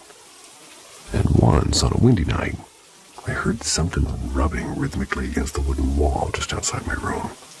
It went on for hours, almost like a bear scratching its back on a sort of barky tree, but inside the house. And when I pulled the curtains next morning, I expected to see an old lilac bush swaying, but it wasn't there. My mom had cut it down a week earlier. And for a while, I thought I was just paranoid. I mean, I am me. Always seemed to happen when I was the only one home, and one night I'm laying in bed and I heard heavy footsteps moving across the kitchen tile. Sounded like a man wearing boots. The steps stopped right where the linoleum met the carpet in the hallway, then turned around and walked back. I told myself it was just her dog. When I got up, there's no dog in the kitchen. The doors were bolted and all the windows were locked tight. I stood there with my heart thumping, and in the quiet, I heard it again. The same steady footsteps. I ran back to my room, pulled a blanket over my head, and tried to hum myself to sleep. I never told anyone back then. I figured maybe my brain was playing tricks on me. And then one night it all just stopped, like somebody flipped a switch. No more footsteps, no more weird lights. I lived in that house for another 3 years before moving out. My mom still lives there, and I visit her every Christmas. Years later, not long after the lockdowns ended, I was visiting my younger sister. We were both in our 40s, and for the first time ever, she brought up those weird nights in the house, as she put it. So she'd heard them too, and my stomach dropped. She told me one afternoon when her mom was away, she and a friend had tried a Ouija board for fun. They thought they were talking to some man or something. They pretended to be one. And after that, she said the strange noises became constant. She heard footsteps, not just inside, but on the roof. And the part that gave me goosebumps was when she told me about the morning she was vacuuming her room before work. She accidentally sucked up a sock. She opened the machine, even sifted through the dust bag. Couldn't find that sock. She gave up, went to shower, and when she came back, the sock was lying perfectly folded on her bed and clean. Her friend had gotten so terrified that she told my mom, and I'd have no idea any of this had even happened. So that night, a bit shaken, I messaged my mom to ask what she remembered. And my mom, now almost 80 and still deeply religious, she didn't hesitate. She said she heard the pipes banging and the taps turning on by themselves, and the cat staring at the ceiling for ages. She also told me that after my sister confessed about the Ouija board, she went to the library. She read up on how to get rid of spirits, as she put it. Spent a whole night praying. Finally, she walked down to the river near her house and, in her words, sent it away with the water.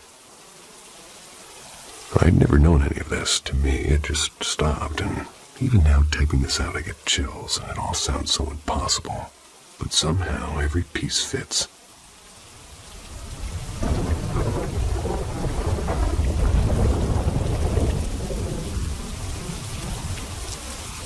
The third spot at the table.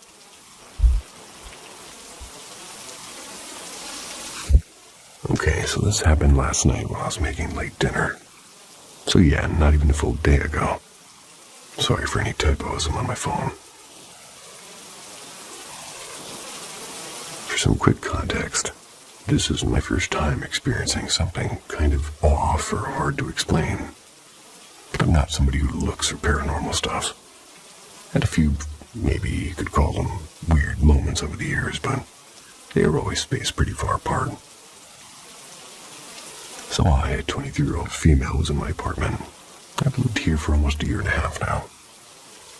My girlfriend was sitting the table, or not sitting the table, but setting the table, and asked me to grab some plates from the living room cabinet. I went, I got them, and I came back. But the second I stepped into the kitchen, something felt different. I couldn't even focus on what she was saying, because my brain was trying to figure out what exactly was wrong. The air suddenly felt heavier, and the room wasn't just holding the two of us, but someone else as well. I became very aware of my right side, like something was standing quietly between me and the refrigerator. There's about a meter space there. Really hard to explain that kind of sensation. Not cold exactly, but like a dense pocket of air. I froze for a second, let myself feel it, and I swear something was there. Now, maybe I should have just ignored the weird feeling. Maybe if I had forced myself to focus on the plates or on her voice, nothing would have happened. But I didn't. I turned my head slowly. And as I moved, I caught sight of something from the corner of my eye, and I saw her. A little girl, maybe 10, maybe 11. She wasn't blurry like a shadow, but she really wasn't crystal clear either. More like catching a reflection at a strange angle. She had shoulder-length hair, pale face that wasn't smiling or frowning, just there. I noticed the color of her dress and how her hands were hanging still at her sides. The second I fully focused on her, she vanished. Not in a dramatic flash, just gone. Like I'd been looking at her through a fogged-up window and somehow wiped it clean. But the feeling, that presence, it didn't leave. If anything, it pressed in closer to me. All of this, from the moment I walked in to seeing her disappear, happened in maybe 2 or 3 minutes. My whole body was tense and covered in goosebumps. And I wasn't terrified like in a nightmare, but I was deeply unsettled. My girlfriend didn't notice a single thing. I must look pretty pale. She asked me twice if I was okay, and I just said I was tired. For some reason, telling her about what I saw right then felt wrong. Like speaking about it out loud would make it worse. So I helped her finish dinner like nothing happened. It took about half an hour for the feeling to finally fade. And this morning I told her everything. She laughed, not in a mean way, but like she thought I was exaggerating, and I wish I was, honestly. I don't know what to make of it. Was it real? Was it just my brain glitching? I always felt the apartment had a strange energy, but nothing like that. Keep wondering if it'll happen again, and honestly, I don't know what scares me more, that it won't or that it will.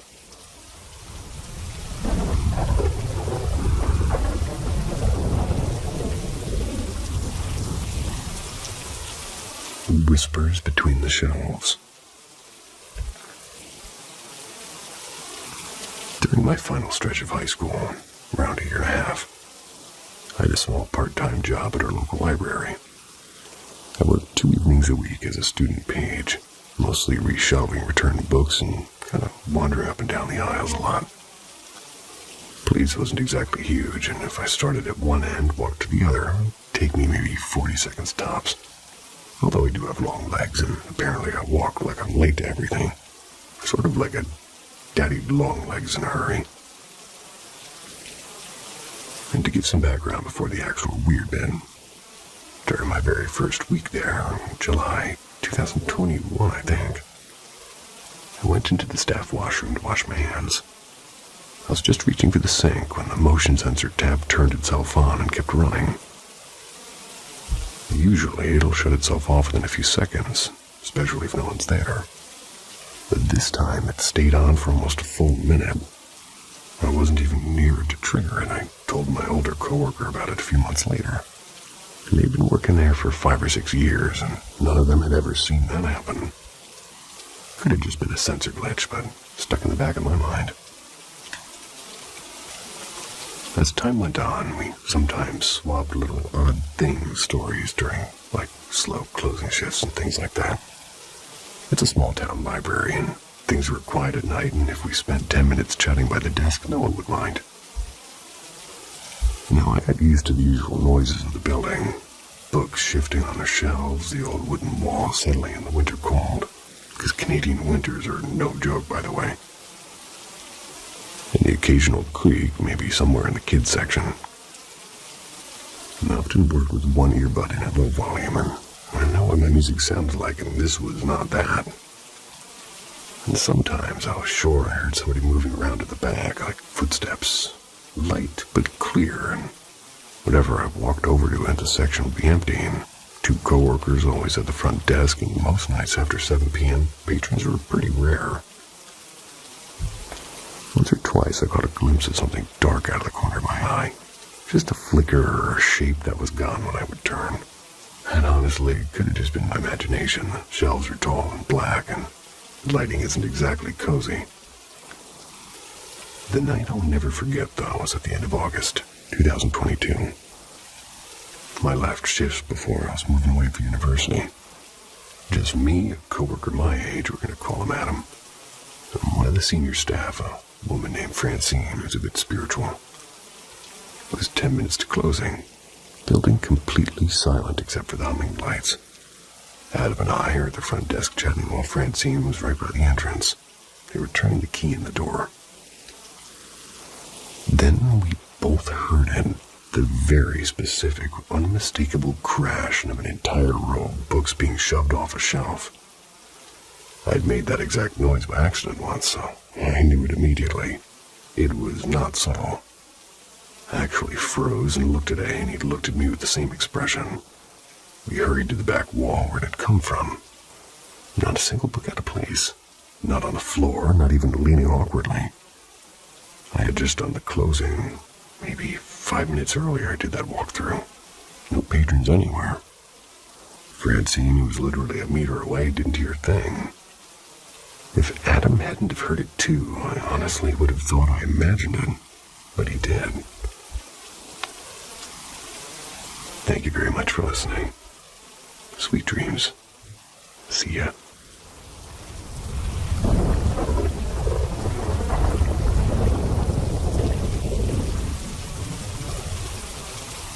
Dare to explore the extraordinary with Paranormal M. Subscribe and turn on notifications to be the first to experience our latest stories that push the boundaries of belief. Get ready for an unforgettable journey. Story number 1. The Old Man. Since I'm a kid, I've been experiencing some paranormal things, but the one that I want to tell you is one of my first real unexplained experiences. It started when I was around 13 years old.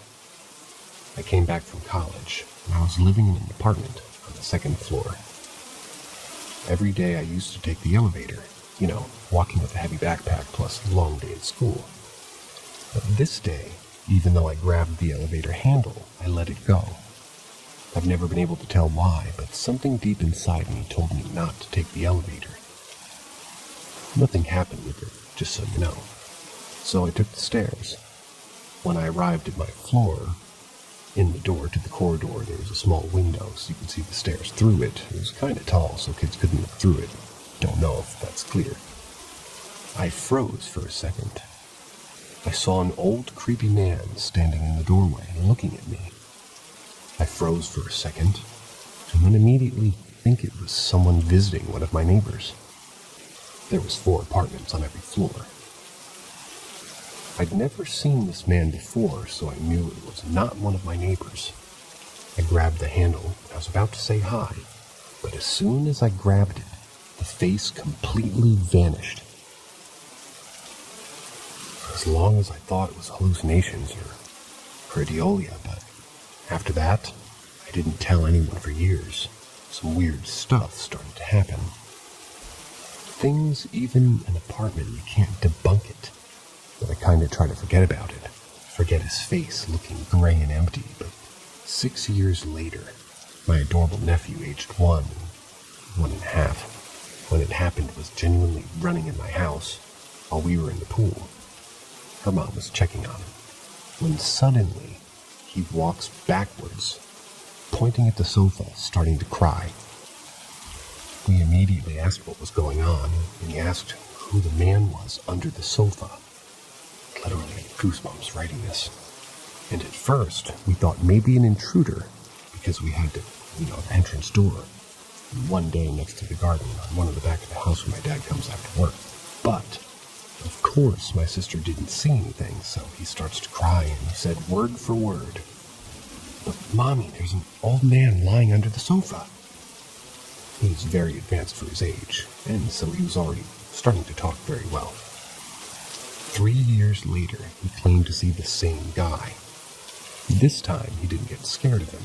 He told us it was an old man with gray skin, tall, and he was just standing right next to me and my mom. The way he described him immediately reminded me of the man I saw. Today, I'm pretty sure that's the same person we both saw, but I don't know who it is.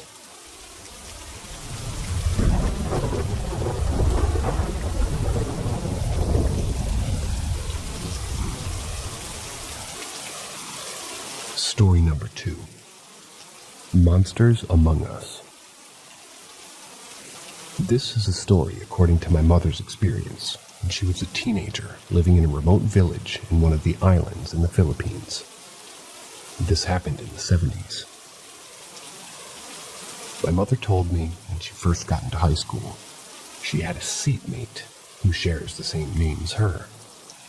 Other than their names, my mother recalled they also shared the same interest with music and arts. They instantly clicked, and they became friends.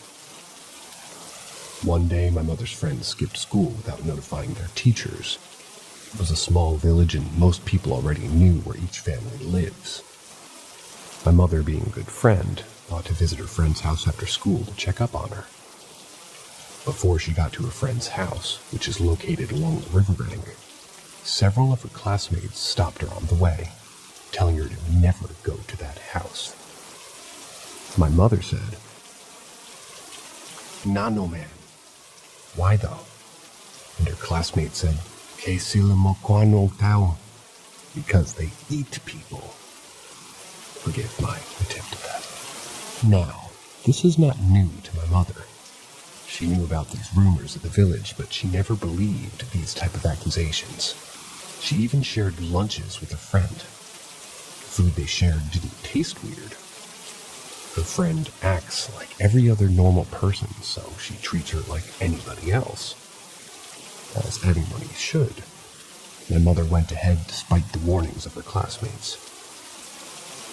Now keep in mind that it all happened around 4 or 5 in the afternoon. The sun was still up, it was still bright in the riverbank. My mother wasn't scared at all until from afar she saw a woman crouching at the riverbed in the shallow part of the river. She initially thought this woman was washing clothes, or maybe peeing in the river.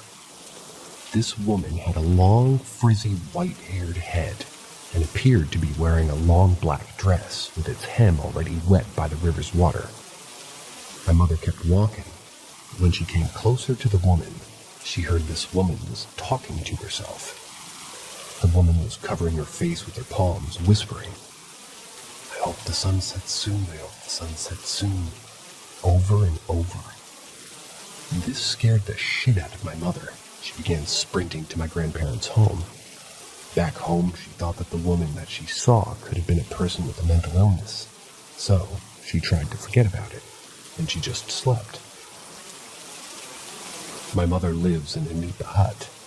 Their source of light was only a candle lamp, and they didn't have a mattress. They sleep on the bamboo floors with several cracks on it. At 12 midnight, as my mother thought, she felt movements under the floorboards. She was laying with her back on the floor, but she could feel something or someone is crawling underneath. That's when on her peripheral, she saw long, bony fingers slowly emerging between the floorboards. The fingers were poking in and out of the floorboards as if it was looking for something to feel. It went away for a bit and my mother thought it was gone, until my mother felt the fingers now poking on her back. Then it felt like the fingers were digging into her skin, pinching her. It was so painful she couldn't breathe. She couldn't even make a sound because she was so scared. All she could do is endure the pain and cry silently. That's when the house cat, the hero on this story, bolted outside, knocking down her candle lamp and waking the grandparents. My grandfather, a hunter, took a bolo, a machete, and chased the house cat outside as it appeared to be fighting something.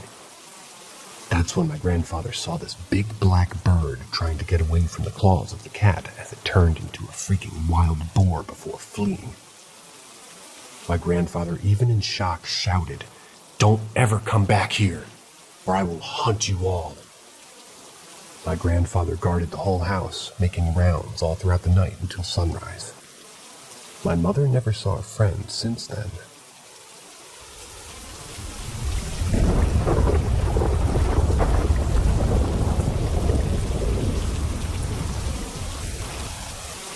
A Fisherman's Tale. When my grandparents were still a young couple, they had a fisherman neighbor. Every morning, after fishing at the river, the fisherman will sell whatever he caught at his stall in the village. My grandmother, a frequent customer, became friends with the fisherman. Whenever my grandmother is short of money, the kind fisherman will let my grandmother borrow a fish. One day, my grandmother walked past the stall and noticed neighbors in front. The neighbors said it's been a while since the fisherman last sold fish, so they're hoping that he'll arrive today due to an upcoming feast in the village. One elderly suggested that she's going to go fetch the fisherman at his house. Since the fisherman is also her friend, my grandmother offered to come along. When they arrived outside the fisherman's house, all windows were shut and the door was locked.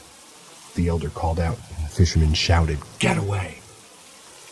The elder asked the fisherman what was going on, but the fisherman refused to open the door. My grandmother replied, "Dodong, it's me." Hearing a familiar voice, surprisingly, the fisherman opened the door and invited the elderly and my grandmother inside. Inside, they saw scattered salt and a bamboo spear. The fisherman looked dirty and disheveled.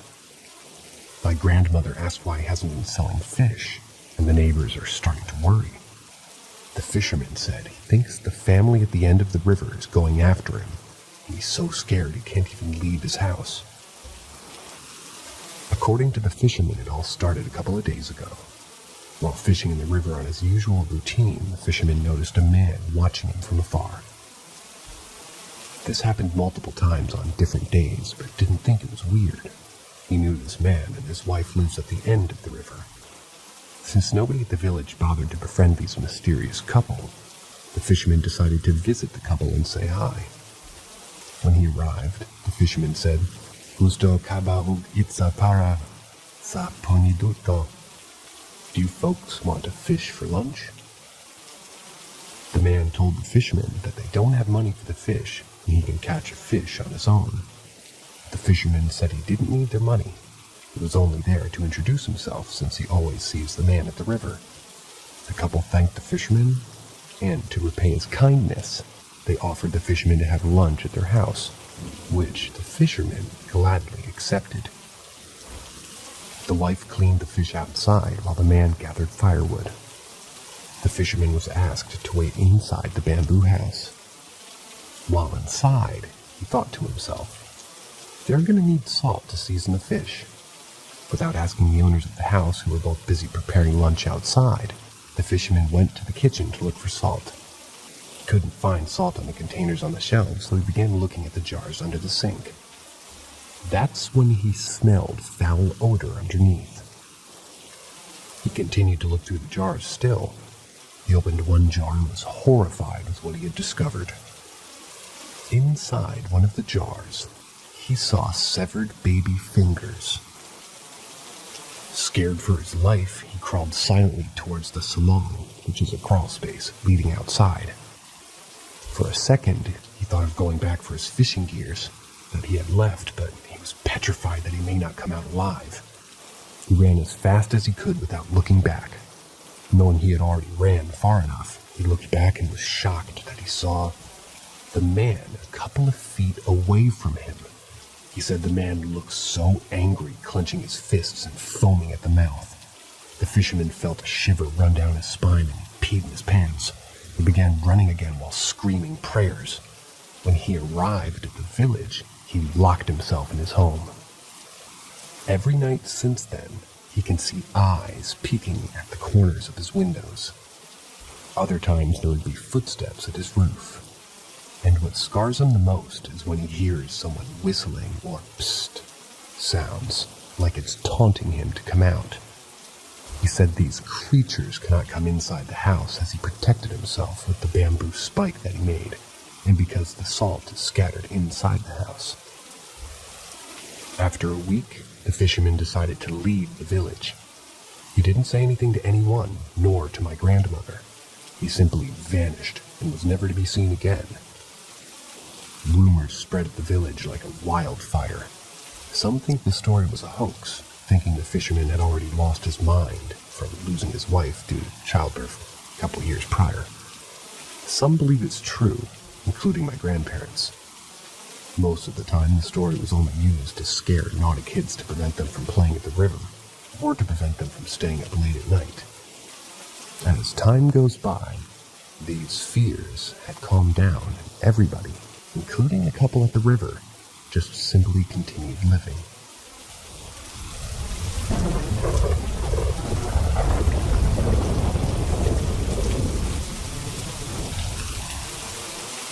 Ask Reddit. I'm 40, but back when I was 14 or 15, my uncle left my parents' chalet for a few weeks deep in the wilderness north of Quebec. It took bloody ages to get there. No civilization, no neighbors for miles. I love that place. Huge terrain. And best of all, there was a river running through the terrain. The water was cold and crystal pure. Came directly from the mountains, I guess. The river had a really strong current, too. And the deepest I had was about to my torso, which is probably 4 feet deep, and it was impossible to stand against the current. One day I grabbed my floating board, and I decided to go on a hike along the river on the shore for a good while, and eventually just hop on my board and let the current take me back to the chalet. I never really thought about what was in the woods. In all my times at the chalet, I've seen a bunch of deer and a couple of brown bears. Pretty much it. Bears can be scary, but they never really do anything. None of that passed my mind when I started hiking. There was awesome sights on the hike. Saw a baby bear drinking water in the river on the other side of the shore. So cute. Then I remembered mother bears are always with their cubs and super protective. I was a bit scared, to be honest. But when the mom came out of the bushes, she looked at me, barely noticed, and just walked back away in the forest with her cub. I wasn't even a nuisance to her. Me and all my 125 pounds when wet, skinny kid didn't stress her at all.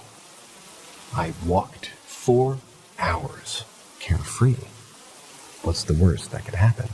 Can't get lost. I just follow the river back to the camp. Freaking idiot. I get to a spot where trees and branches start to get hard to pass by, and the water seems pretty deep.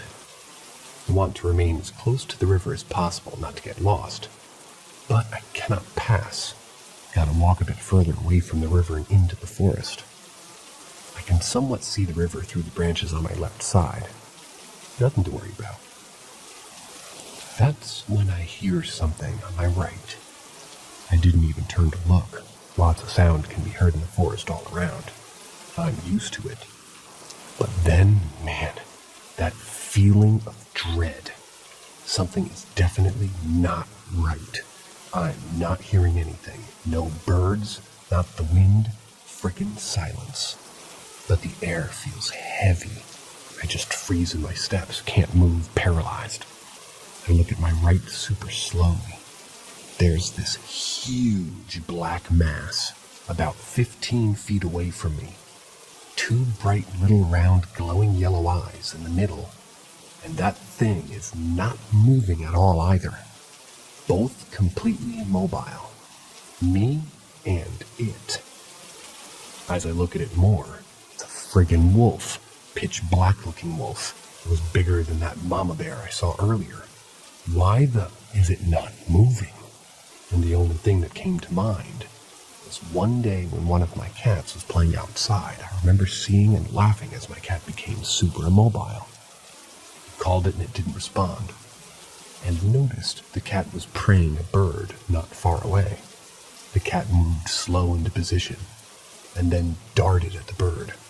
That's what crossed my mind, but I was the bird. 15 feet away on my right, the wolf, still immobile, looking at me, about 10 feet on my left.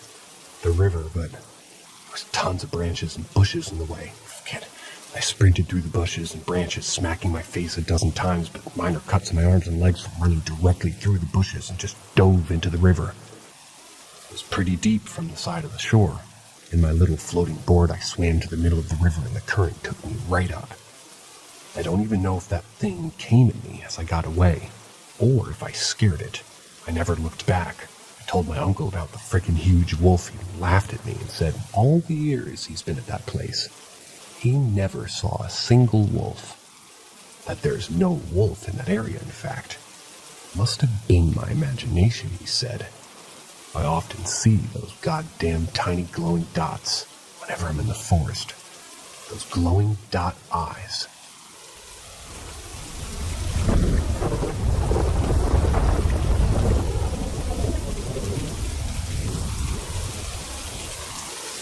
Ask Reddit. When I was a theater studies student in the Midlands of England, we had to take our little theater company on tour around the local rural countryside as part of the practical side of the course. Being a proper London girl, I wasn't best pleased with the prospect of quote-unquote roughing it. In a 10-person van, there were 15 of us in the company, but for the sake of my art, I stopped being a silly tart and threw myself into it with enthusiasm.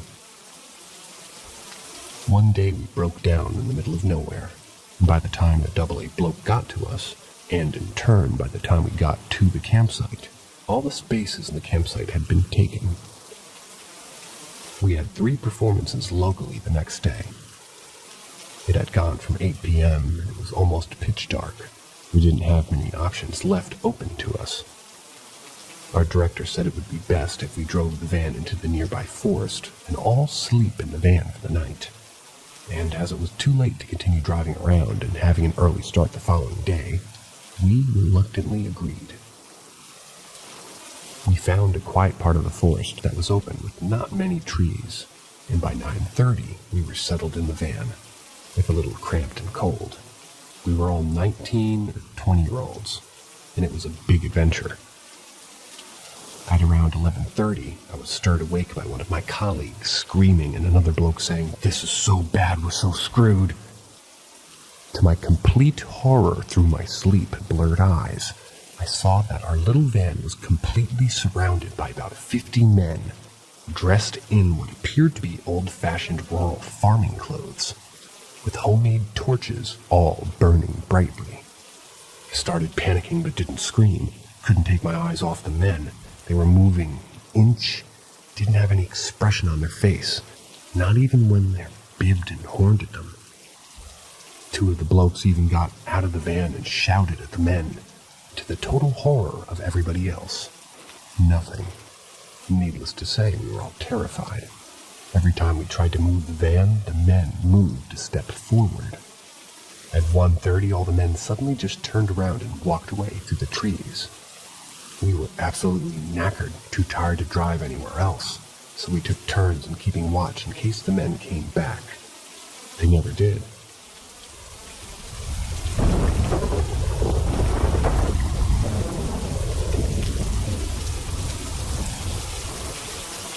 Ask Reddit. Not something I saw, but something I heard. I was in upstate New York hunting in the woods during deer season last year.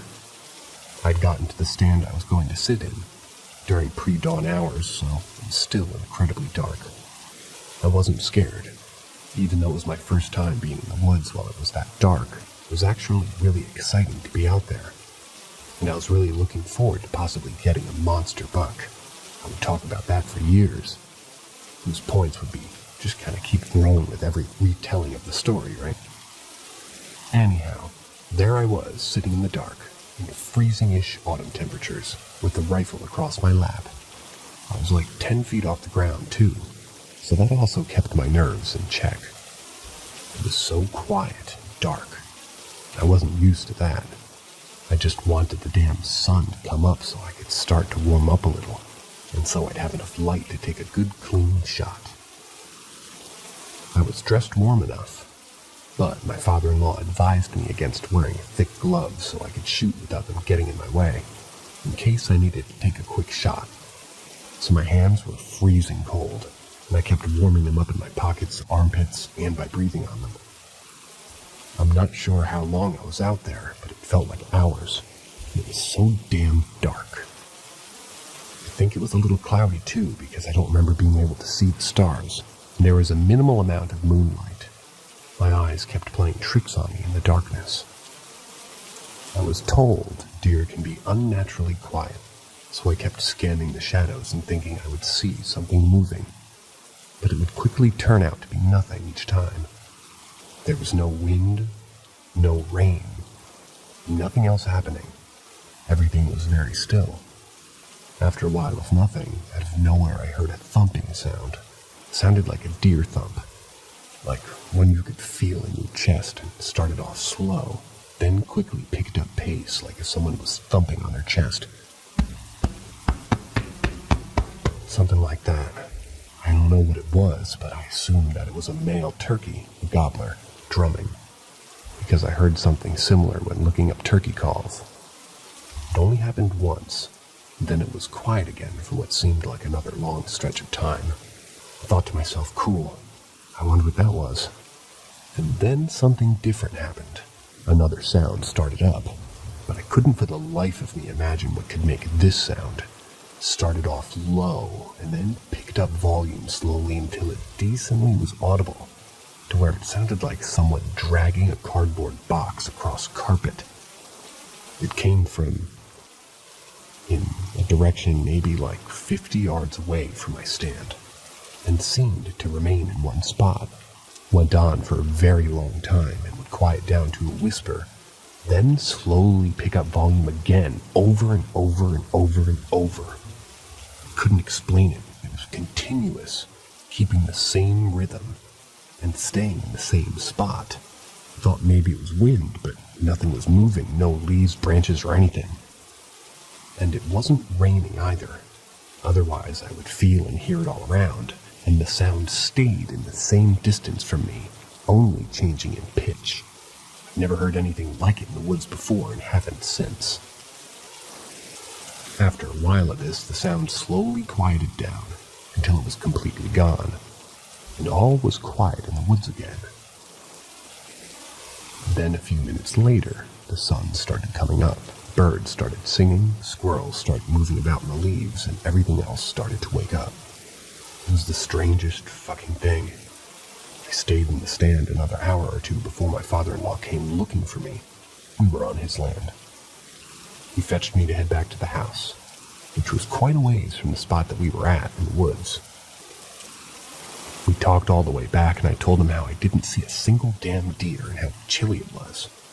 He chuckled and gave me tips and other pieces of wisdom for the next hunt. Eventually, the house was in view, and we were walking out of the woods. I didn't want to sound stupid, and I didn't want to ask in case it was nothing, but my curiosity had gotten the better of me by that point, and I really wanted to know what I heard out there. I told him about the thumping sound, and he nodded and said it was probably some kind of animal, although he wasn't sure what. He didn't seem fazed, though. I nodded, and then I told him I heard something else too, but I'm not sure what. I explained the whole thing to him the best that I could, and he listened without saying anything, or nodding, or making any sort of facial expression. And then he changed the subject. I wasn't unsettled about the damn sound until that very moment, because that was just strange to me that he didn't acknowledge what I just told him. I let it go, and I didn't ask again. I did ask my brother-in-law about it later, but he couldn't explain it either.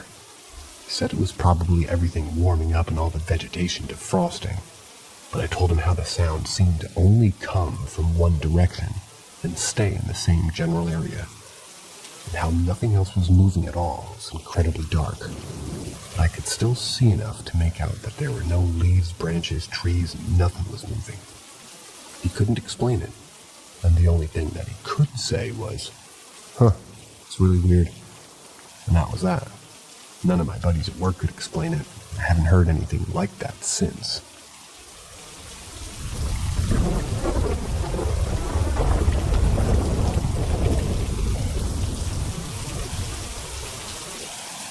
Ask Reddit. I spent a lot of time in my mother's father's house in the woods. This was in the woods of Michigan. My brother and I got lost a lot, but if we could find the train tracks, we could always get back. One time when I was about 8, and my brothers were like 11 or 12, he didn't want me bothering him and ran away, leaving me alone in the woods. I was crying and just wandering around when I came to a house with 2 horses in the pasture. I went and knocked on the door for help. This lady who looked like a fucking older librarian answered and looked really shocked. I whined about my brother leaving me. She told me to stay at the door while she went back for something, and then she came out to walk me home. I was telling her about the train tracks.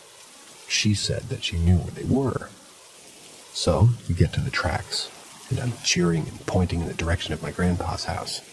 And I turned back, and she was just gone, no trace of her. I went ahead and crossed the tracks and followed the path to the house. My brother was already back, and they were literally all outside about to go looking for me. Grandma had made dinner, and we all went in to eat. I told Grandma that I just wanted to bake cookies for the lady that helped me. She thought that it was one of the neighbors, until I said she had 2 pretty horses. Apparently, none of the neighbors had horses. When I said her house was on the opposite side of the tracks, she said that that was all thick woods and there were only houses on this side of the tracks. I was adamant about what I saw and where I saw this lady and her house. So the next day, Grandma packed a bunch of sandwiches up for a picnic in the woods to see where I saw the lady and her house. It was a long walk, but we made it to the pasture, except there was no house and no horses. The only thing in the pasture was my hat that I lost while wandering around before finding the lady's house. They still had her picnic. Not sure if it was a ghost or fae.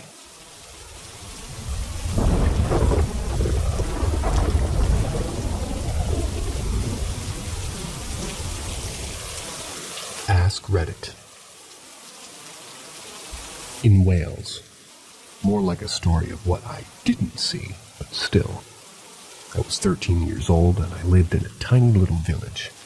And one day my dog escaped the back garden and went on an adventure by himself. Concerned about him getting into a field of livestock, I went looking for him around the village and remembered that there was a patch of woodland up on a hill that I'd never been to before. I could imagine the dog would love it there, so I went to check it out. I reached the woods and began to call out the dog's name, hoping he'd come bounding out of the woods. But no sign, so I went further in. I came to a pretty large clearing, and suddenly I felt a little creeped out. I suddenly didn't want to call out for the dog anymore, thought I should be getting home. I left the clearing and began to hurry back the way I came. Only this time I could hear something. There were very clear sounds of footsteps in the dry leaves following behind me, and I mean right behind me, as though someone was walking close enough for me to touch them. Only there was nothing there. I kept stopping to look around, and the footsteps would quickly stop as well. My skin was crawling, but I had a strong sense that I shouldn't run, so I forced myself to keep walking calmly. But I was completely terrified. I managed to walk about 10 steps with the mysterious sounds keeping pace until my nerve went and broke into a mad run. The worst part is that the moment I ran, I heard a weird, high-pitched little giggle coming from behind me. Got the hell out of there and I never went back. The dumb dog was waiting for me, having made his way home. I'm glad he didn't go into the woods. Might have been dog-napped by the pixies.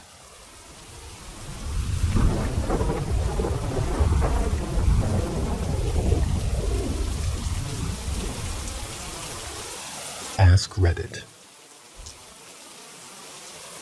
This happened to me and my family very recently. My paternal grandma was dying of cancer, so I made the effort to fly out to see her one last time in December of last year. For some context, my grandpa died at home from his 4th heart attack in 2018, and I have a few other relatives and ancestors who died at the home as well.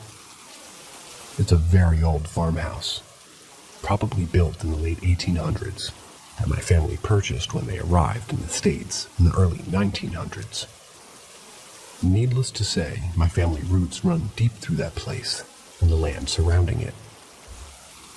Prior to my ancestors arriving, the land was heavily populated by the Wabasha tribes.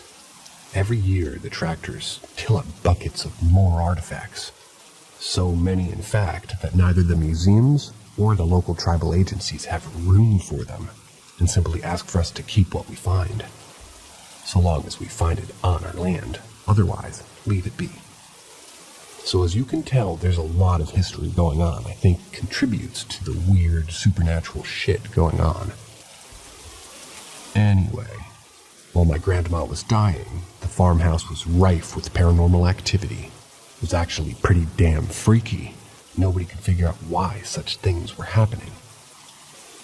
We'd hear everything from loud, obvious footsteps throughout the house that could last for minutes, to hearing things being shuffled around, seeing things move on their own, seeing figures and forms darting this way and that. They weren't just old house noises or animals running about. These were extremely obvious happenings with no obvious reasoning behind them. I got worried that we were all going crazy or dying of carbon monoxide poisoning or mold toxicity or both. But we had working carbon monoxide detectors in almost every room. My family had done a pretty good job at locating and killing any mold in the house. I also hypothesized that it could be funky EMFs caused by old wiring. That we were fucking with us, maybe. But the wiring was redone in the mid-90s to make the house safer, and my jack-of-all-trades family had been keeping it updated for electronics and safety shit. Finally, my grandma was having a lot of near-death visions of loved ones. Most notably, she told me her twin sister had come by to visit, saying that she and my grandma would spend Christmas together. I knew my grandma had a twin sister, but what I didn't know was her twin sister died in 2016. When I told my dad, who is a rather obnoxious atheist, I'll add, what grandma told me, he was speechless for a moment before telling me that my grandma's twin had died several years ago from lung cancer. With all that out of the way, one of the strangest things out of all of this happened when me and a bunch of my family, my dad, uncles, aunt, handful of cousins, were all seated around the dining room table at night, playing cards and telling stories. My grandma had run out of steam a couple hours before and had gone to bed. Somehow our conversation turned towards the strange happenings in the house, as well as my grandpa's passing. Jokingly, one of my cousins said, "If Grandpa's here with Grandma, can you do something to make yourself known?" Right away, an antique cabinet drawer right next to my cousin's chair swung open with force, and a stack of papers slid out. Upon further inspection, the yellowed, stained papers that slid out were a handful of bird drawings my grandpa had done in elementary school. It was called My Bird Book, signed his name, and included 10 drawings of his favorite local birds. It was both freaky and comforting, to say the least.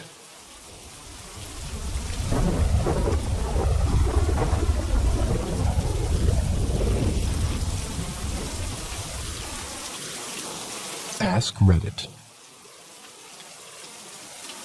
About 2 or 3 years ago, I was working for Cox Communications. It's an internet service, and being one of the representatives, they would send me around to different Best Buy locations as a third party to sell internet. One of the locations I was going to, I'd never been to before, and it was, I want to say, a few nights before the day I was going to happen and I was going to be going to this new location that I had a dream about already being there. In my dream, I had to walk into the back room where it was like a warehouse that had all of these washers and dryers and dishwashers. And in my dream, I had a conversation with somebody I couldn't really see their face, but I kind of remembered the conversation. Fast forward a few days later, and I'm at my normal location at my job. My boss calls me and tells me he needs me to go to the Maryland Parkway store. That's the store that I've never been to. I go, and once I'm there, a customer needed to speak to the manager and saw me, and asked if I could help her get to one of them. So I saw a manager go into the warehouse in the back of the Best Buy, and I went to go get him. I felt this tingling feeling when I was walking, and ignored it. Then I walked into the back, and bam! Washers and dryers and dishwashers everywhere. I was standing right where I was in my dream, seeing everything I was seeing. At thought I was dreaming again, but then the manager came to me and said, "You need something?"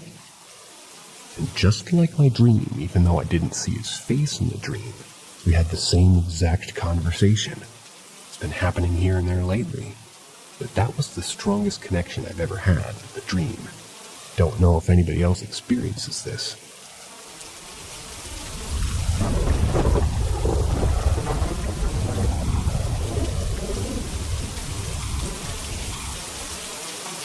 Story number 11. Another Ask Reddit.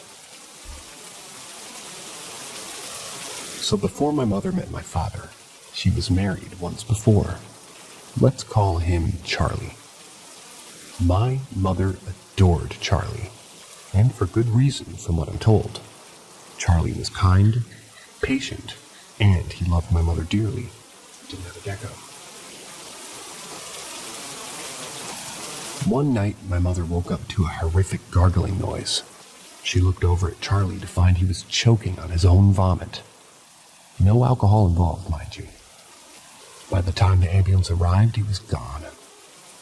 My mother's grief was profound, but life keeps moving. Eventually. So did she. 4 to 5 years later, my parents wed, and he had me. Apparently, I would often speak to myself in my room. I was around 2-ish, old enough to hold a rudimentary conversation. My mother and father assumed it was simply the innocent rambling of a toddler, thought nothing of it. Time passes, and she starts to worry. Feeling emboldened to ask about it, she enters my room and interrupts my lonely conversation with, "Who are you speaking to?" I apparently looked at her like it's obvious and reply, "He's my friend, and he says he knows you, Mama. His name's Charlie." My mother was stunned. The conversation continued until I apparently grew out of them. They say age desensitizes you. Who knows? I often quietly pay my respects to Charlie. I recently went to his grave with my mother. If it weren't for his untimely passing, I'd never have been here.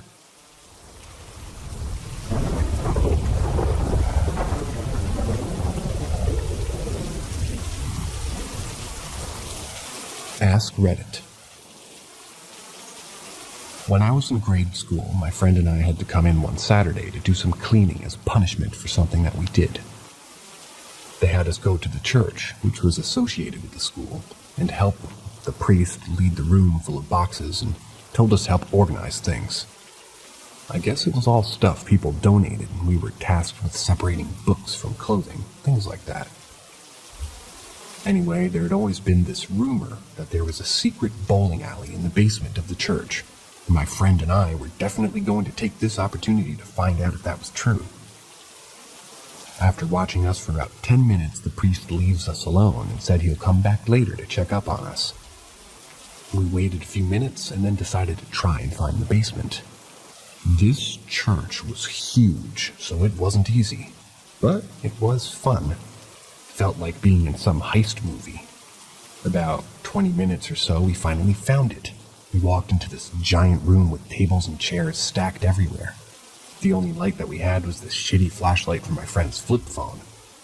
We eventually found a light and realized where we were. We found the bowling alley. It was only a couple of lanes and looked in pretty bad shape. Probably hadn't been used for decades, and now they just used the space to store tables and chairs. It was cool to discover that the rumor was true, but at the same time, it was kind of disappointing. I looked it up years later, and I guess the church closed because of the deterioration in 1988. It was reopened in 1992. I guess they didn't feel it was worth fixing.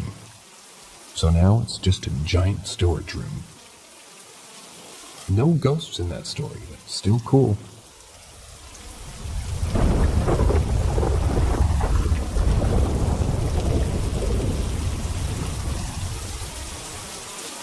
Peculiar Facebook Marketplace buyer told me my headboard was possessed.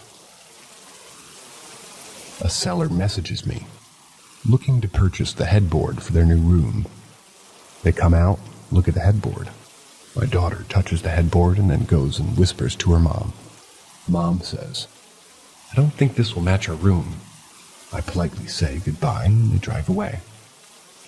15 minutes later, presumably they returned home, you get a series of messages from the person. Yeah, this is the conversation. Person. Just wondering, have you lost somebody recently? Has someone close to you died recently? Me. No, family's all in good health. Person. Well, I'm not sure what you believe in, or don't believe in, but my daughter has a spiritual gift, and she's a medium. That headboard has an angry spirit attached to it, and that's why she doesn't want it. And now she's in excruciating pain. It's like the spirit doesn't want you to sell it. So, think outside a close family member, anybody else that you may have lost recently, maybe a friend, or maybe the spirit was already attached to the headboard when you got it. Where'd you get the headboard? Me. I purchased it from the original owner, a family in the suburbs with 2 kids. They got it from some store. Person. Well, they may have lost someone, or there may have been someone in one of those 2 houses. But there is an angry spirit, a male, attached to that headboard, and does not want to leave, or for you to sell it. So if any other medium comes to look at it, they won't buy it either. Since now the spirit is attached to you, and doesn't want to leave you, and lets the medium know with anger, heat, and fire. Best of luck to you for as long as the spirit stays inside the headboard. There's no way to get rid of it. My daughter's hand is still on fire with spiking pain. Will be that way for a while. Me. I do hope your daughter's headache and hands, all those aches pass soon.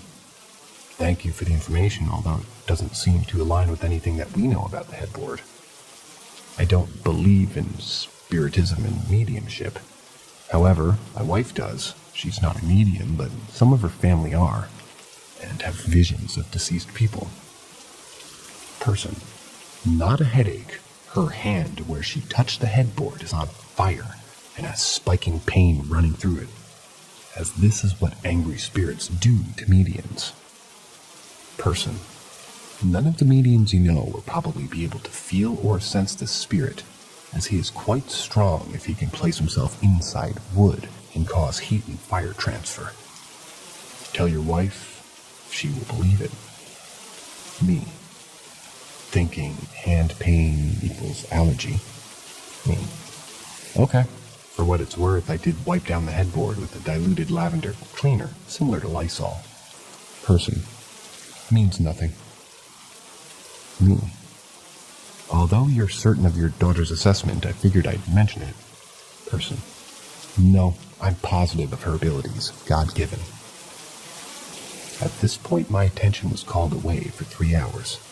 When I got back, the kind lady had blocked me. Anyway, that's the story. The wife found her account, and all I mean is that she seemed like a pretty normal person. Anyway, I'm not posting this to shame the person, her daughter, or the alleged abilities. If I did, I'd have posted this to some other sub.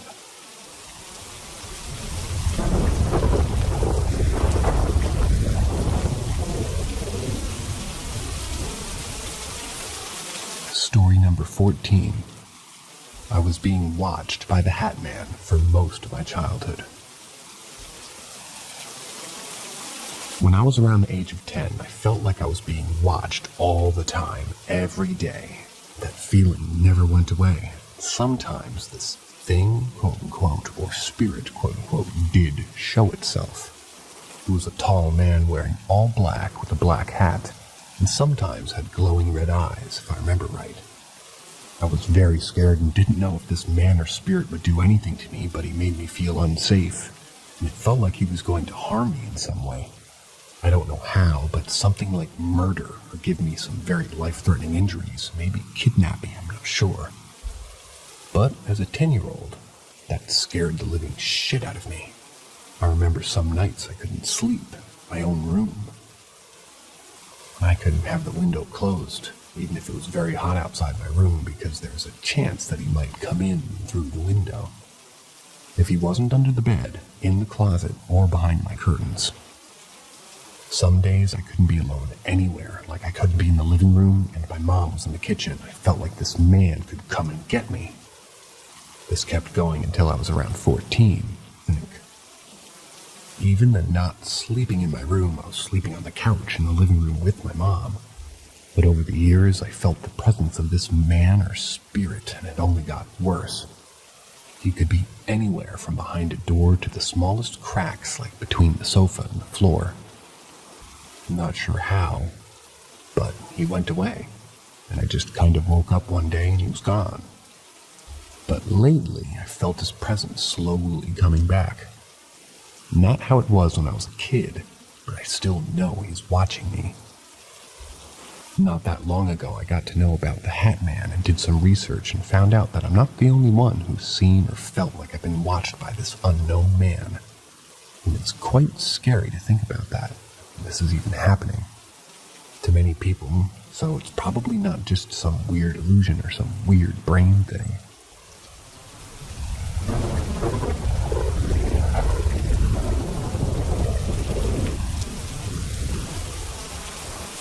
Can someone tell me what this is?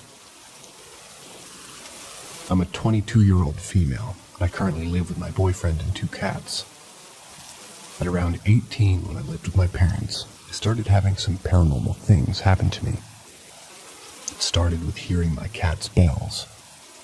Now that I'm thinking about it, this cat was a gift from my best friend. He was an elderly cat, and that's owners passed away. Unfortunately, I had to give him back to my best friend because I was moving. But the fact that his owner passed away has me thinking now. I would be lying on the bed with my cat and I would hear his bells from his toys underneath my bed or on the wood floor. It always creeped me out a bit, but I just tried to tell myself it was my grandparents letting me know that they're here. I started to see blobs of color. Very hard to describe, but I know I wasn't crazy because my best friend would assure me that she could also see them. Then the most significant thing happened. We were home alone. Just got back from school.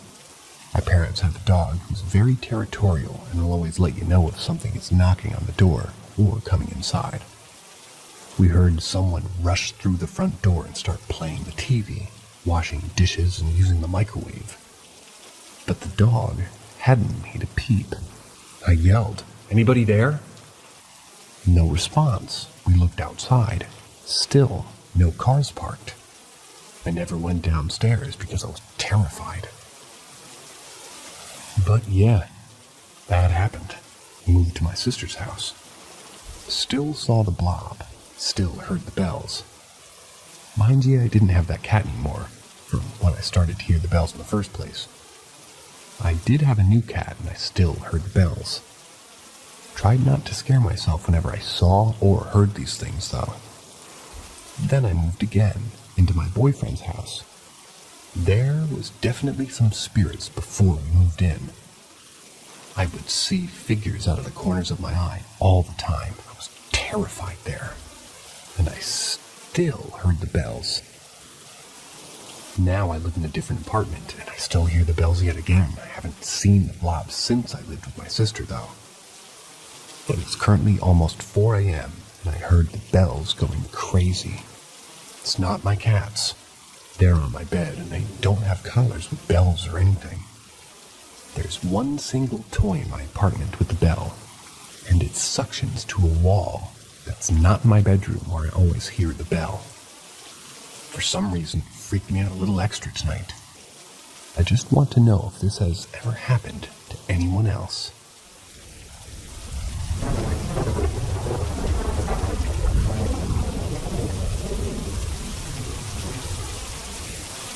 Is it a ghost? Or am I just paranoid? I'm home alone most days, as my boyfriend is always at work. And I'm used to it. I'm never paranoid about being home alone. However, today, I was in the bathroom when I heard my cabinets opening and closing. I also heard someone's heavy footsteps, as well as the vibration walking across my floor. I have envelopes lying on the ground near the door and heard them crunch underneath someone's feet. I'm on the top floor. so I never hear or feel anyone else's footsteps except for my boyfriend's when he's home. Sounds like someone was wearing boots walking around my kitchen and living room, and it's a small apartment, so I hear everything. I panicked and I decided to call 911 because the footsteps did not stop. Once they arrived, no one was here. The door was locked just as I had left it, and there was zero signs of forced entry. My cabinets were in fact crept slightly open, and I never do that. All of my things are still in the same spot that I left them. No other people in the apartment building are home. 2 other occupants, and they're both at work. So the footsteps couldn't have possibly come from anyone else. Absolutely zero sign of someone else being in here with me besides the cabinets being slightly open. I'm not a person who would be paranoid from a few strange noises while home alone, but this sounded way too much like someone was with me in here. Was it a hungry ghost? Was I paranoid for some reason? Did someone break in and for no reason and just lock the door and leave? So confused.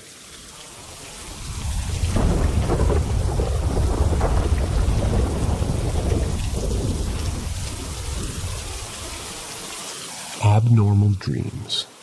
Looking for others that might have them.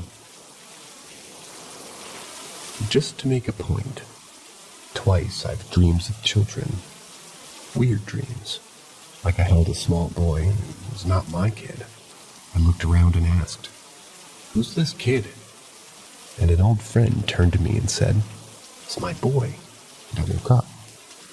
The day after I went to see him, thought I would tell him about the dream, and when I did, he laughed and said that his girlfriend, I didn't know he had one by the way, was pregnant, and they were going to announce it. Turned out, it was a boy. When my girlfriend got pregnant, I had a similar dream. I held 2 beautiful girls, and I cried because I was so happy. They were my girls, and when I woke up, I laughed and told my girlfriend that we would have twin girls, and turns out, we actually did. Here's a freaky one. I just moved to Australia to study, and I had a vivid dream of a monster chasing me in the desert, and I went into a room. It's in the middle of the desert, trying to escape, but it had no windows except for the door I came in through, and then the monster came inside, and I was terrified. At that point, a man dressed in white said my name and told me I was dreaming, and I knew right away that it was a dream, and all the fear disappeared. I thanked him, and he said that he was here to warn me. He told me that I would die if I stayed in Australia. I asked him maybe 20 questions of why and when, and so many things, and he just replied on each and everything. This was my first day there, and I came late at night. I asked him in the end if I would believe this when I woke up. He told me, some do, some don't. I begged him to show me a sign in the real world. He said it was very difficult, but he would try, and would see the sign over an odd word. At that point, I had no idea what that word meant, and I thanked him, and we shook hands, and I woke up in that very moment. Later that day, I saw that word on the apartment building next door. Sure, my subconscious could have picked it up and created this vivid dream, but he told me that they warn everybody all the time.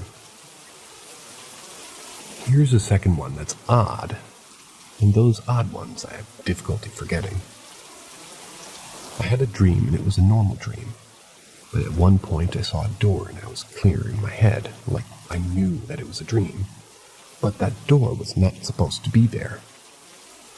It was in my town, and the door was misplaced, so the dream kind of just stopped, and I went inside the door where I met this weird guy that got startled and told me I wasn't allowed to be in here. But I remained, and he had this computer, quote-unquote. It was made of glass and lights. He told me that this was all of our lives, and he showed me my lives. There was hundreds of them. The glass thingies could connect them, and I could see moments from those lives. It had green and red, and those lights represented good and bad times. A red life meant I had a bad life, a tough one, and if you opened it, there could be both red and green moments, but the overall was red. I was shown that my younger brother and I shared a lot of lives together. But my other siblings shared only this one. I asked to see the last life that he showed me again. He told me that here time ends. He opened it, and I saw a fish-like person swimming in a dark ocean with a bunch of others. Kind of like mermaids, but not like anything I'd ever seen before. I thanked him, went out the door. Sure, it could be a dream. It was a dream, but it stuck hard with me for some reason. Then we have the last one. My very first dream I had as a toddler, over and over and over. And whatever I did, I could never change a single thing in this dream. It played like a movie until it ended, the same as it did every night. I had this dream for years. Lived in a house with a mom and dad. She was sick, always at home, and he, I think, was a carpenter. I had my room up the steps in the living room, and my mom would always walk into the kitchen and grab a knife, which my dad took out of her hand and cried and begged her to stop, but she was ill somehow. And this day in my dream, my dad was fixing the roof, and she chased me with the knife. I climbed the stair to reach him, and before I could, she stabbed me in the back, and I died right there in his arms. And I floated above him, holding me in this dream. I don't know. I remember it so well, every detail of it printed in my mind.